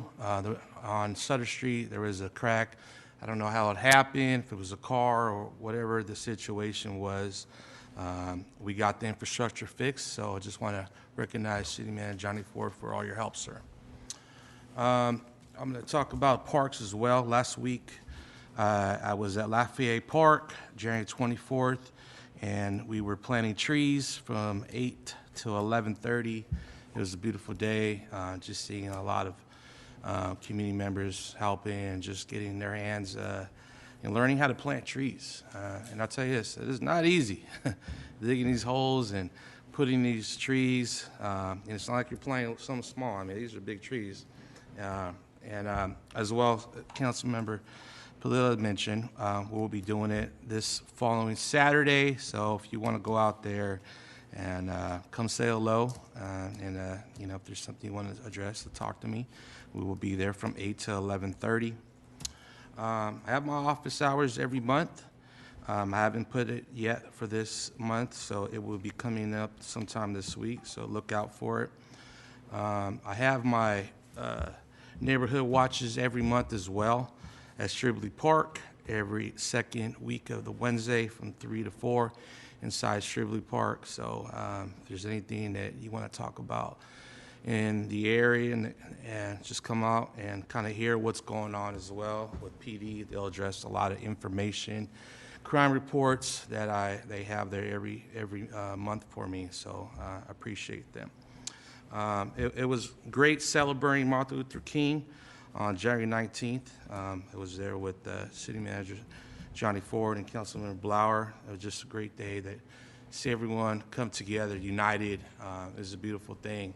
I know they had something the day before that a lot of my council members attended, but like Johnny Ford, he says he wants to make it bigger and better next year, right, sir? So looking forward to that. As well as Columbus Park, I've been updating it every other week to know where we're at. It looks like we are in schedule for this spring. I'm excited. You know, it's been a part that's been neglected, and I'm just looking forward to the grand opening. We'll get an update this week. I'm supposed to take a little tour to see where we're at. I know side is not up yet, but the bathroom is up. But there's still a lot of work going, so I appreciate all the hard work that they're doing. And as well, my last week I had two town meetings at Star Wars Charter School, and then as well I had one at Early College. So I had all the community constituents in my district come by and give their feedback about their neighborhoods, about speed bumps, and put their 2 cents on what they see and what we don't see, that if there's, cars speeding. So it was a great turnout, and it was great to see all my constituents get in and look forward, because we did get some grant money and that we are going to fix these streets. So I'm just glad that everyone showed up and participated. And what as well? Trying to see what else I got here. Well, just want to, I knew I had it here, but I want to just address something. And, there's always two stories to a story. So I just wanted to briefly address the post that the Vice Mayor put on social media today. What was said was an attack and a character assassination. It has absolutely nothing to do with robbing kids of joy. The claim is simply not true. From the beginning of this time on this dais, the Vice Mayor has spoken about transparency and accountability. But when questions are raised and when accountability is required, the pattern has been district to say, look over here instead of over there. That is not transparency. We have seen repeatedly interference in the city business. We have seen conduct that creates hostile work and environment for the City Hall employees. We have seen interference with the city manager's duties, which violates the city charter. And we have seen attempts to secure roughly $58 million in the public funding for a nonprofit while serving on this council. If any one of us receives financial support and it's not disclosed, the law requires transparency. I was not afraid to put my name on paper asking for accountability. That is not an attack. That is doing your job. If anything, that appropriate response should have been, thank you for the reminder to the transparent and accountable to the public. I look forward to the day when we can move past the drama and the social media politics and going back to focusing on our city public safety and supporting the youth of this community. So I want to thank everyone for coming. I want to thank for all the great wins tonight. And I just want to thank all my colleagues for everything they're doing for their community. Thank you. Thank you, Councilman Mariquez. Thank you, Vice Mayor. First, I just want to start off with public comments. I want to thank the public for being here this late. As I said in the beginning, and as I said maybe even a year ago actually today, is that I will always value public comment, and I will always believe that the public should be able to speak in the beginning. We don't know, everyone has a different situation. If you have kids, you have to take care of, you got to get ready for dinner. We all have different responsibilities. So to grant people that opportunity when they get off work to do that in the first hour or two, depending on the time allotted. And something that I learned today was just when time is set, I would have hoped we would have had 5 minutes for the public, especially for being so patient and waiting. but I think that's something that is of value. This is the people's house. I've had colleagues over the years that have said that, particularly a February 2023 Ledge Committee where a certain member said that. So again, this is the people's house, and I take that responsibility very seriously. I remember a year ago, it was the first month being into office, and I was one of three new council members, and I remember everyone thought that I, quote unquote, broke off from a group because I voted alongside Councilmember Blauer and Councilmember Villapudua to provide more time in the beginning, and it got shot down, for the record. And then to come a year later to then advocate for more time for the public, for which you all deserve, was shot down again. It just shows a constant reflection of our record and how we vote. We all have a reason of how we vote, and we can leave it to the individual members to share why they do what they do, and that's on them. But people are very observant, and people watch, and I really appreciate the public that do say those specific things, because at the end of the day, we all vote for a reason, and that's that. But the public comment is a really good opportunity for us to truly listen to you all, whether it's 2 minutes, 3 minutes, 4 minutes, or 5 minutes, beyond just being out in the community. But that's something that should be valued by each and every one of us up here, whereas it shouldn't be at the end of the meeting. So I just want to put that out there. In terms of events, I'll just get straight to it. I want to thank City Manager Ford as well as our city staff. We had our neighborhood traffic management program, Weberstown area kickoff meeting. Big priority was talking about speed bumps near down Bianchi Road as you take a right going north on Pacific Avenue on Wednesday, January 14th. January 16th, my colleague to my right mentioned the Employee Service Awards, and I was really grateful that the individual that celebrated her 40th anniversary was one of my constituents. She had told me that she last saw me when I knocked on her door, so it was really great just to have, not all the staff, but her in particular, to have that acknowledgement of 40 years. And then later that day, I did a ribbon cutting on the Miracle Mile at the Craft Barber Shop right next to House of Shaw. I want to thank the Asian Chamber of Commerce for organizing and getting several of the electeds and representatives to be out there to support. That evening, I joined Vice Mayor for the first night of Joe Coy's Netflix special. I hope everybody was able to come out. For those that did, it was packed for both nights from what I hear, and myself and the Vice Mayor were able to present a city commendation to him. And then also, I want to thank the Mayor and her staff for also the second night, and I believe Councilwoman Padilla and other electeds to provide a key to the city to him. So again, I know it meant a great deal to him, but just to have that representation and that support in our city, I know means a lot to everybody that was in the know and those that did watch that show. January 17th, we had a very successful Mornings with Mario. I want to thank City Manager Ford. It was a packed house at Poppy Coffee on Pacific Avenue. The most successful one I've had, I think I've had 14 now, and that was by far the best one. A lot of good questions and dialogue with the community. And again, I want to thank him for his patience. He was a little bit longer than he expected, but again, having him there really does mean a lot, because I think for those that saw photos and that were there, as I shared at the last council meeting, I've been promoting it since December. So I too believe in stability over politics. So I hope that was a visual representation of how, where I stand and what I believe in having staff and the stability of what they do and the hours they put in for our city and our constituents. So I too agree with that. January 21st to the 22nd, I attended the Cal Cities Conference in Sacramento.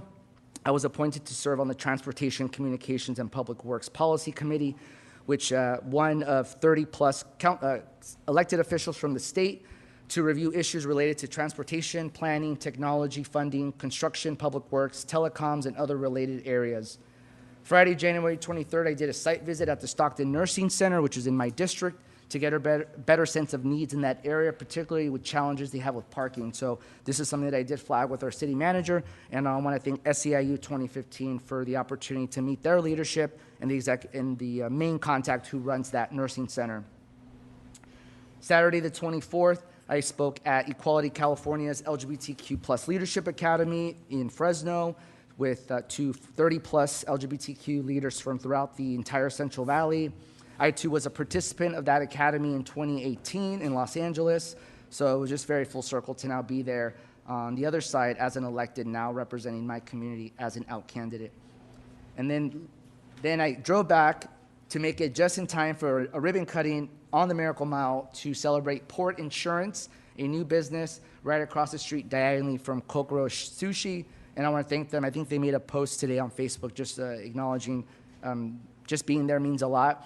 And I want to say one thing that I would never forget in my first month in office, and I think I said this to Councilmember Blauer, I think it was about a year ago, we had my first ever ribbon cutting, and I was a newbie. I didn't know what to do. He graciously showed me the ropes. It was in his district. And one thing that after that ribbon cutting, I'll probably remember this 30, 40 years from now, wherever I'm at, if I'm still in elected office, he always said, you never know how that means for people that are there when you're there, because when you're there, it does mean a lot to people to say that their representative, their elected leader sees them for their hard work, the hours and days and months it took them to make that business. And to hear that from him, at first I didn't get it, but now a year later, I now get it. And I got it even after that, but people do watch. And again, I said that earlier about the public comments, how we act, what we do when we're out and about in the community, how we're engaged, at parks, tree planting, ribbon cuttings, you name it. But it really does mean a lot to people. So if anyone can make it, please make it to those ribbon cuttings. You never know what it can mean for someone. And especially when there's little kids there and they see their mom and dad or moms or dads opening up a business and where they're celebrating them means a lot. I also want to just share in terms of upcoming, some folks saw that I posted a video of myself at Lewis Park concerning public safety concerns in that area. I'd be working with our city manager to create our first inaugural District 4 walk, focusing on that area, but then also doing different parts throughout the district, just so that way folks can know that, again, I will always continue to make public safety a priority, as I know my colleagues do as well. But we are coordinating a date in February, and once we get that date, please be on the lookout, and I will be sure to let you all know. Tomorrow, I have my second community meeting regarding Oxford Circle at 6 p.m. at Valley Brewing Company on the Mile. So for those that are interested, that live in the area, but just want to know about just general infrastructure needs regarding Oxford Circle, I invite you to please join me 6 p.m. at Brewing Company. This weekend, I'll be supporting the LULAC organization for their fundraiser. All the proceeds will go to help fund their youth leadership conference that they do every fall, which is open to our young leaders from middle school to high school in the entire county, as well as all their proceeds also help their family holiday baskets. Infrastructure, one of the things I've been really looking at this past year, I know I mentioned I'll be doing a one-year review of all the projects, events, policy that I've worked on this last year. But one of the key things has been communication with infrastructure. I have a lot on my Ask Stockton, but also from constituents about responses that staff do on the app. And a lot of it would be, tentative project begin to start summer 2026 or fall 26 or spring 27. So all that I've been collecting it on an Excel sheet, and then I'll be doing follow-ups with our city manager to see if we're still on track with that. That way the public knows, I know, and then we can all just be able to share that information. So be on the lookout for that communication. While we're talking about infrastructure, graffiti, thank you again, Todd Marosa. I did submit one on Flores Street while we did a visit near Buena Vista, Fremont, and Flora area down over on the southwest part of Victory on the other side of the freeway. I want to thank Penny, our new public works director, and his staff, especially Tin and Rosa, for their leadership and their efforts for coordinating the cleanup area. And again, just giving the staff a kudos to all of them, because this is something that a lot of folks commented. I actually went on site, I did a video, people were commenting, and a lot of folks say, oh, it's gonna happen again, and this and that. But that's the type of response I want to show people, and people that have seen me in this last year, is that when people flag an issue in my district, 99.9% of the time, I will go and I will post a video to say that I'm there taking feedback. I'm a very visual person, so I need to see it for myself, as we famously know from that vote of the cannabis vote that we did last year in my district. I need to see it to believe it. Potholes, Monte Diablo by Lewis Park, there was about 3 that I reported. Also on Alder Street, Harding Way, 2 potholes were fixed on 2600 Pacific Avenue, right next to the post office on the Mile. And then also 2 that were done, thank you again, staff, corner of Harding and Yale Street, again, somewhat northwest of Victory Park. We talk a lot about curbs and sidewalks. People say, why can't you all fix our curbs and sidewalks? A big primary component is, especially if they're damaged by city trees. One of the things I did flag, and I already took photos, was 2 sidewalks that were lifted up because of trees, and those have already been flagged to our staff via Ask Stockton. So again, please be careful when you're walking. I also know, I appreciate the councilwoman, she also did a video encouraging constituents to be careful when they're walking along the sidewalks. That way you don't trip and fall. Let's see. Speaking of XLUs, I am proud to announce, and I said this last time, we have 2 XLUs coming, one in Oak Park and one at Victory Park. in the next 7, 8, 10 days-ish.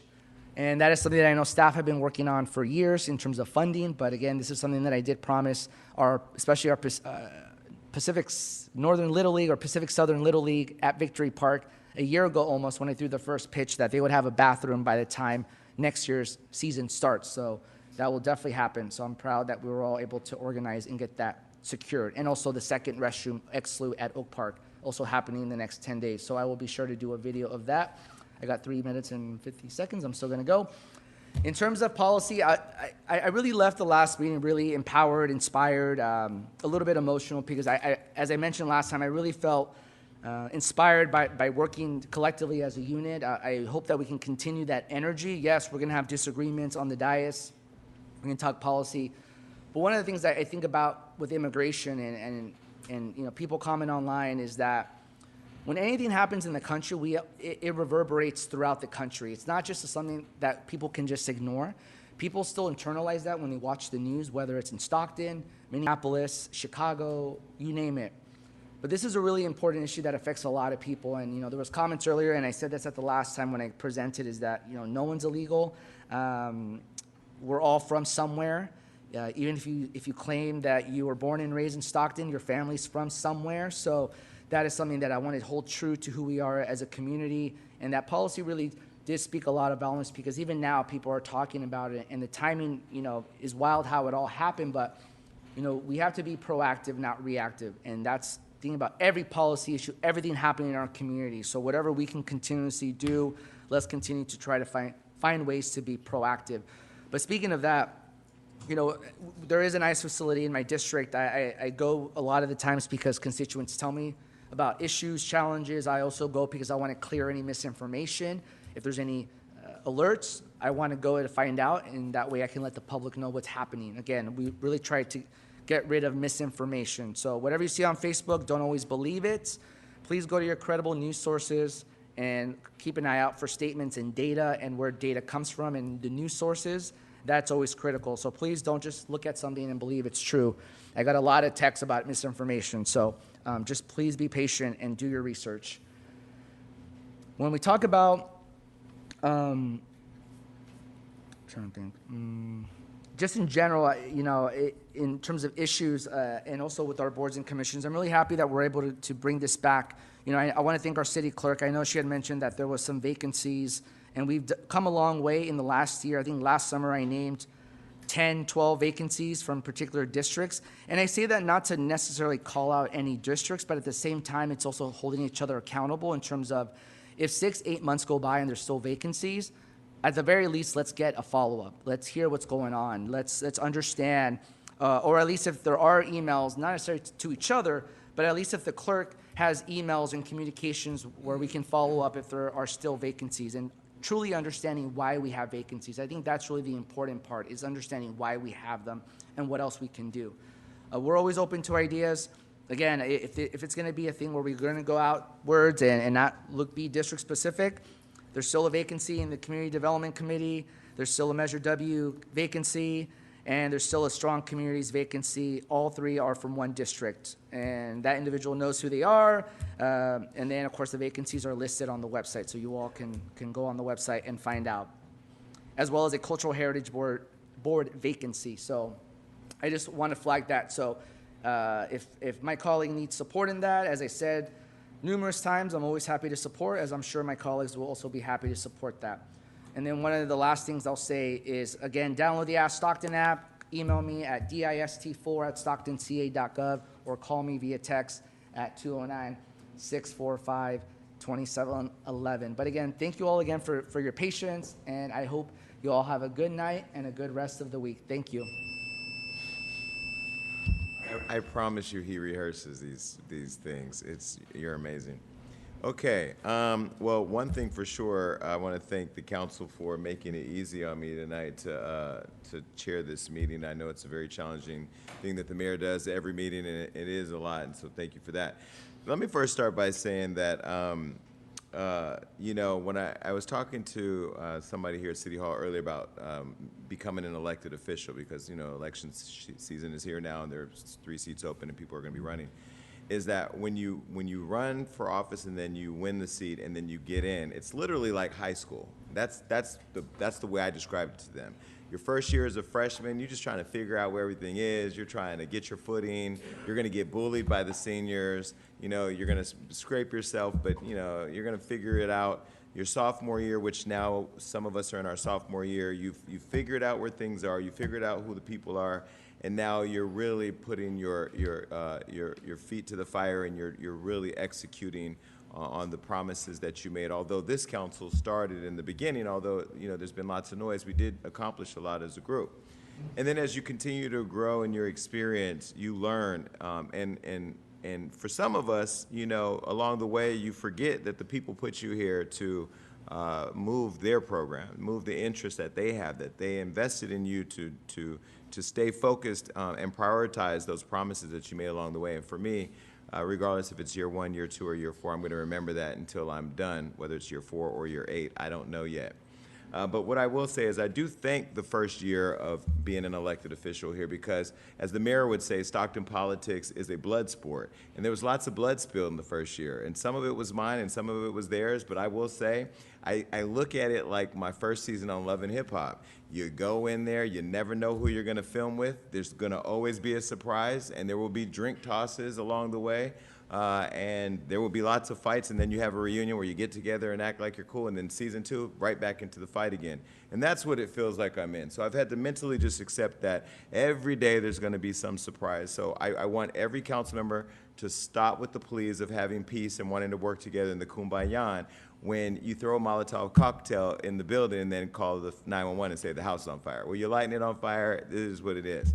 The other thing is that I really think about my mother when she was dating this guy who she eventually had a child with later on in life, and he used to be abusive to her. And I remember how she never wanted us to tell anybody that he was beating her. And I just am never going to protect my abuser. So just so you know, if you do something that is abusive, if you do something that is wrong, if you try to hurt me or my district or the people that we serve, I'm going to put it out there, and it is what it is.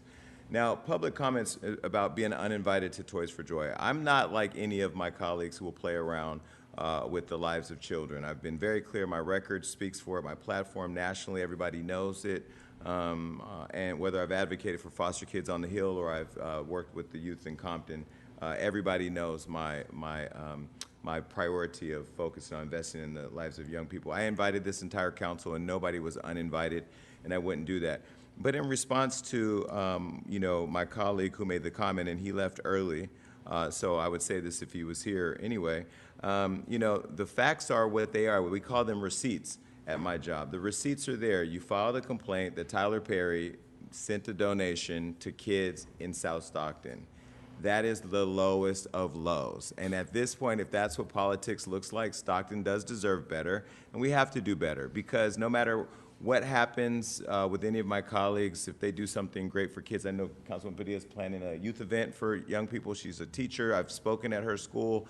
We've toured, I think, Juvenile Hall together. I mean, these people here know my heart, at least that are up here, and that I would never attack the work that she does for children. I will attack our record when it comes to how we vote for the interests of young people. That's not an attack. That's just a fact. It's just calling out facts. And then the public comment about me being a DEI vice mayor, I think it just, you know, it kind of spoke for itself. I earned this role as vice mayor. In fact, the mayor, my plan was that I would use all my relationships as her vice mayor to help make sure that she is a successful mayor, so that way when she goes to run for mayor for the second term, she'd be a 2-term mayor, because we haven't had one since Gary Podesto. So the idea was you get Jason in here with all his relationships and resources, and the city benefits in partnership with you. So it's never about overshadowing or trying to be anything, because I'm very confident in just myself. My title doesn't drive the leadership, my integrity does. Moving on about Mormon Slough, I know that we did give staff direction to have Restore the Delta do a presentation here. I think we do need to move on, coming up with a plan on what we're going to do for Mormon Slough, and I know the manager is working on that, so I just want to put that out there, that there are conversations and things happening. My colleague mentioned the Joe Coy event, and I've seen the mayor get criticism for giving the Joe Coy the key. I want to say that it was my idea that we give him the key, so I supported that decision, and let me speak why. We just had a mass shooting in our community where there's so much sorrow going on around what we see throughout our experiences in the city. And the fact that Joe used Stockton as the location to be able to uplift the Filipino-American community and all the contributions they made to our community, to bring Netflix here, to sell out our arena 2 nights in a row, to show that Stockton can have fun, safe events, to be able to bring people from all over the county here to spend their money here, and to bring laughter to our community is something that we should support. And I think giving him the key and showing him that we appreciated his contribution at a time where we needed it the most was a great idea. And also Mafe, the president of the Filipino American Heritage Society, went with them, and to my colleague here. And it was a great event, and Joe enjoyed it. I met him on New Year's Eve, and he was mentioning to me that he was coming to Stockton, so it was important that we be there to support him, and that was great. And I hope that he brings Netflix back to continue doing more business here. The MLK event, I wasn't able to go because I did have to get a procedure, but I did talk with the city manager, and I'm excited that before I could even pitch it, he was already there saying we need to do more to support this event. I did help to sponsor it this year, but I did reach out to Bertha Jackson to commit my support and making it fun and seeing what entertainment we can bring there to make more younger people come out, because I think people are losing the story that is behind all of the civil rights movement that has allowed some of us to sit here today. So I think it's important to support that. Last night, my colleague here, Councilmember Enriquez, and I went to a prayer vigil across the street in support of those who are losing their lives in Minnesota as it relates to this attack from ICE, call it what it is. And, you know, our thoughts and prayers are to those individuals and every individual who is experiencing what is probably the wildest thing I've ever seen in my lifetime. And I hope that people continue to remember that elections matter. I'm not going to tell people how to vote or who to vote for, but I will say what we're seeing is a direct response to how we voted in this last election. And so I hope that we, as the Bible says, know better and do better. All right, I want to move on to the Walmart ribbon cutting. I want to thank my colleague, Councilwoman Padilla, for making sure I was plugged into the Walmart group and have been meeting with them about the solar project in District 6 that I'm extremely excited about. I love the fact that they are forward thinking about our environment. There's 1,000 new jobs that are being created there, and as that further develops, I'll make sure to share it with the community, because we want to make sure that as many people in my district get those jobs. And they're not just warehouse jobs, there's jobs that are focused on career opportunities, career advancements, and ways of continuing to excel within the company. So again, thank you, Councilman Padilla, for making sure I was connected there. Audit Committee, okay, really quick, I just want to thank Councilmember Blower and Councilwoman Padilla. I think we do a great job on the Audit Committee. We've delved into some really important things. I think one of the things we learned about apathy with the voters is that they just feel like nothing's going to change and can't trust the government. And I think the Audit Committee has had to do some very serious and critical evaluation of some of our systems. I do want to say that I did put out a press release today, which, you know, I'll give to some of my colleagues in case they haven't had a chance to see it, and I'll give one to the city clerk for the record.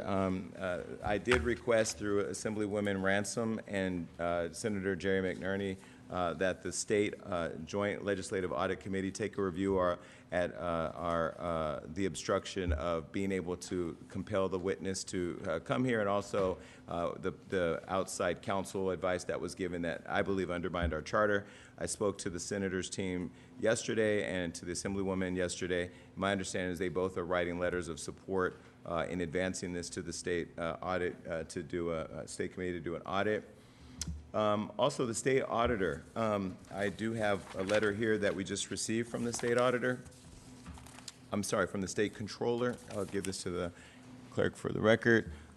She sent a notice that, I'm sorry, I'll switch with you. She sent a notice to us today that the focus of the audit will be for the period of July 1st, 2023 through December 31st, 2025, and the entrance conference will be scheduled for Thursday, January 29th at 10 a.m. And so then the state controller and her team will be in here the following week to begin the audit. I do want to say that one of the things I've been very clear about is that I am in pursuit of fiscal stewardship, ethical governance, and responsibility. I've said before, if you do something funny with the money, you're going to jail. I did say before that, and I'll say what I told the controller, that if they do have findings of intentional violations of our internal controls, or anything related to our finances, that I want them referred to agencies for prosecution, and that goes for everybody involved. I will say there was a concern expressed about letting go of some of our deputy city managers, and then, of course, last council meeting, we saw the resignation of our city attorney. And I have to tell you, I've raised my concerns internally, and I'll say that they're memorialized in that press release that you have, and I'll leave it there. But what I will say is that it's important, and I've said this inside the building, that there be no fingerprints removed from anything that people have put them on. And I have confirmation from our city manager, and I have no doubt that that will not happen. Okay, moving on. Under the legislative committee update, we did talk about housing ordinances. My colleague already spoke to that. I'm in full support of that, and we will be coming after slumlords. That is what it is. We talked about that during our campaign, and now it's time to start putting the work together, and this council hopefully will pass ordinances and protections for tenants, and also accountabilities for our community who are out there serving as landlords. And of course, I talked to my colleague, Councilmember Blower, I think also thinking from a housing lens, from the lens of those who are landlords, we do want to understand and consider their interests as well. So, we'll be having an inclusive discussion on that.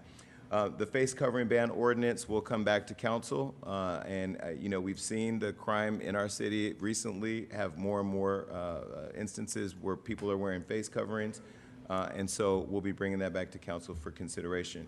Other items that we're looking at: illegal dumping ordinance, review of liquor stores to see how many liquor stores we have throughout our community so we can continue to make this a stronger, safer, healthier community, street racing ordinance. And those things are going to be important items that we review at our committee.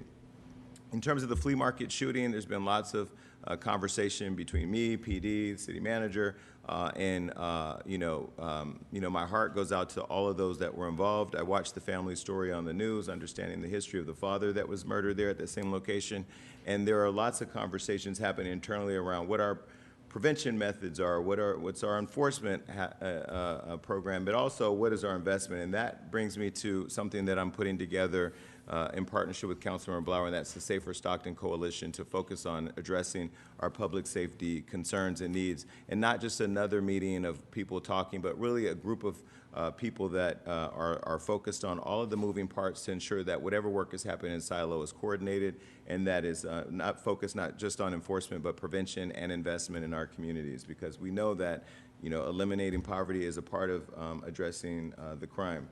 I want to thank Congressman Josh Harder for meeting with us this afternoon. He met with the city manager, myself, Councilmember Blower, and staff, PD, to really focus on where we can get federal dollars to help support our public safety efforts, and also youth programs, and, as the manager presented, prevention programs. I think I said earlier about police substation coming back to council, so I won't go there.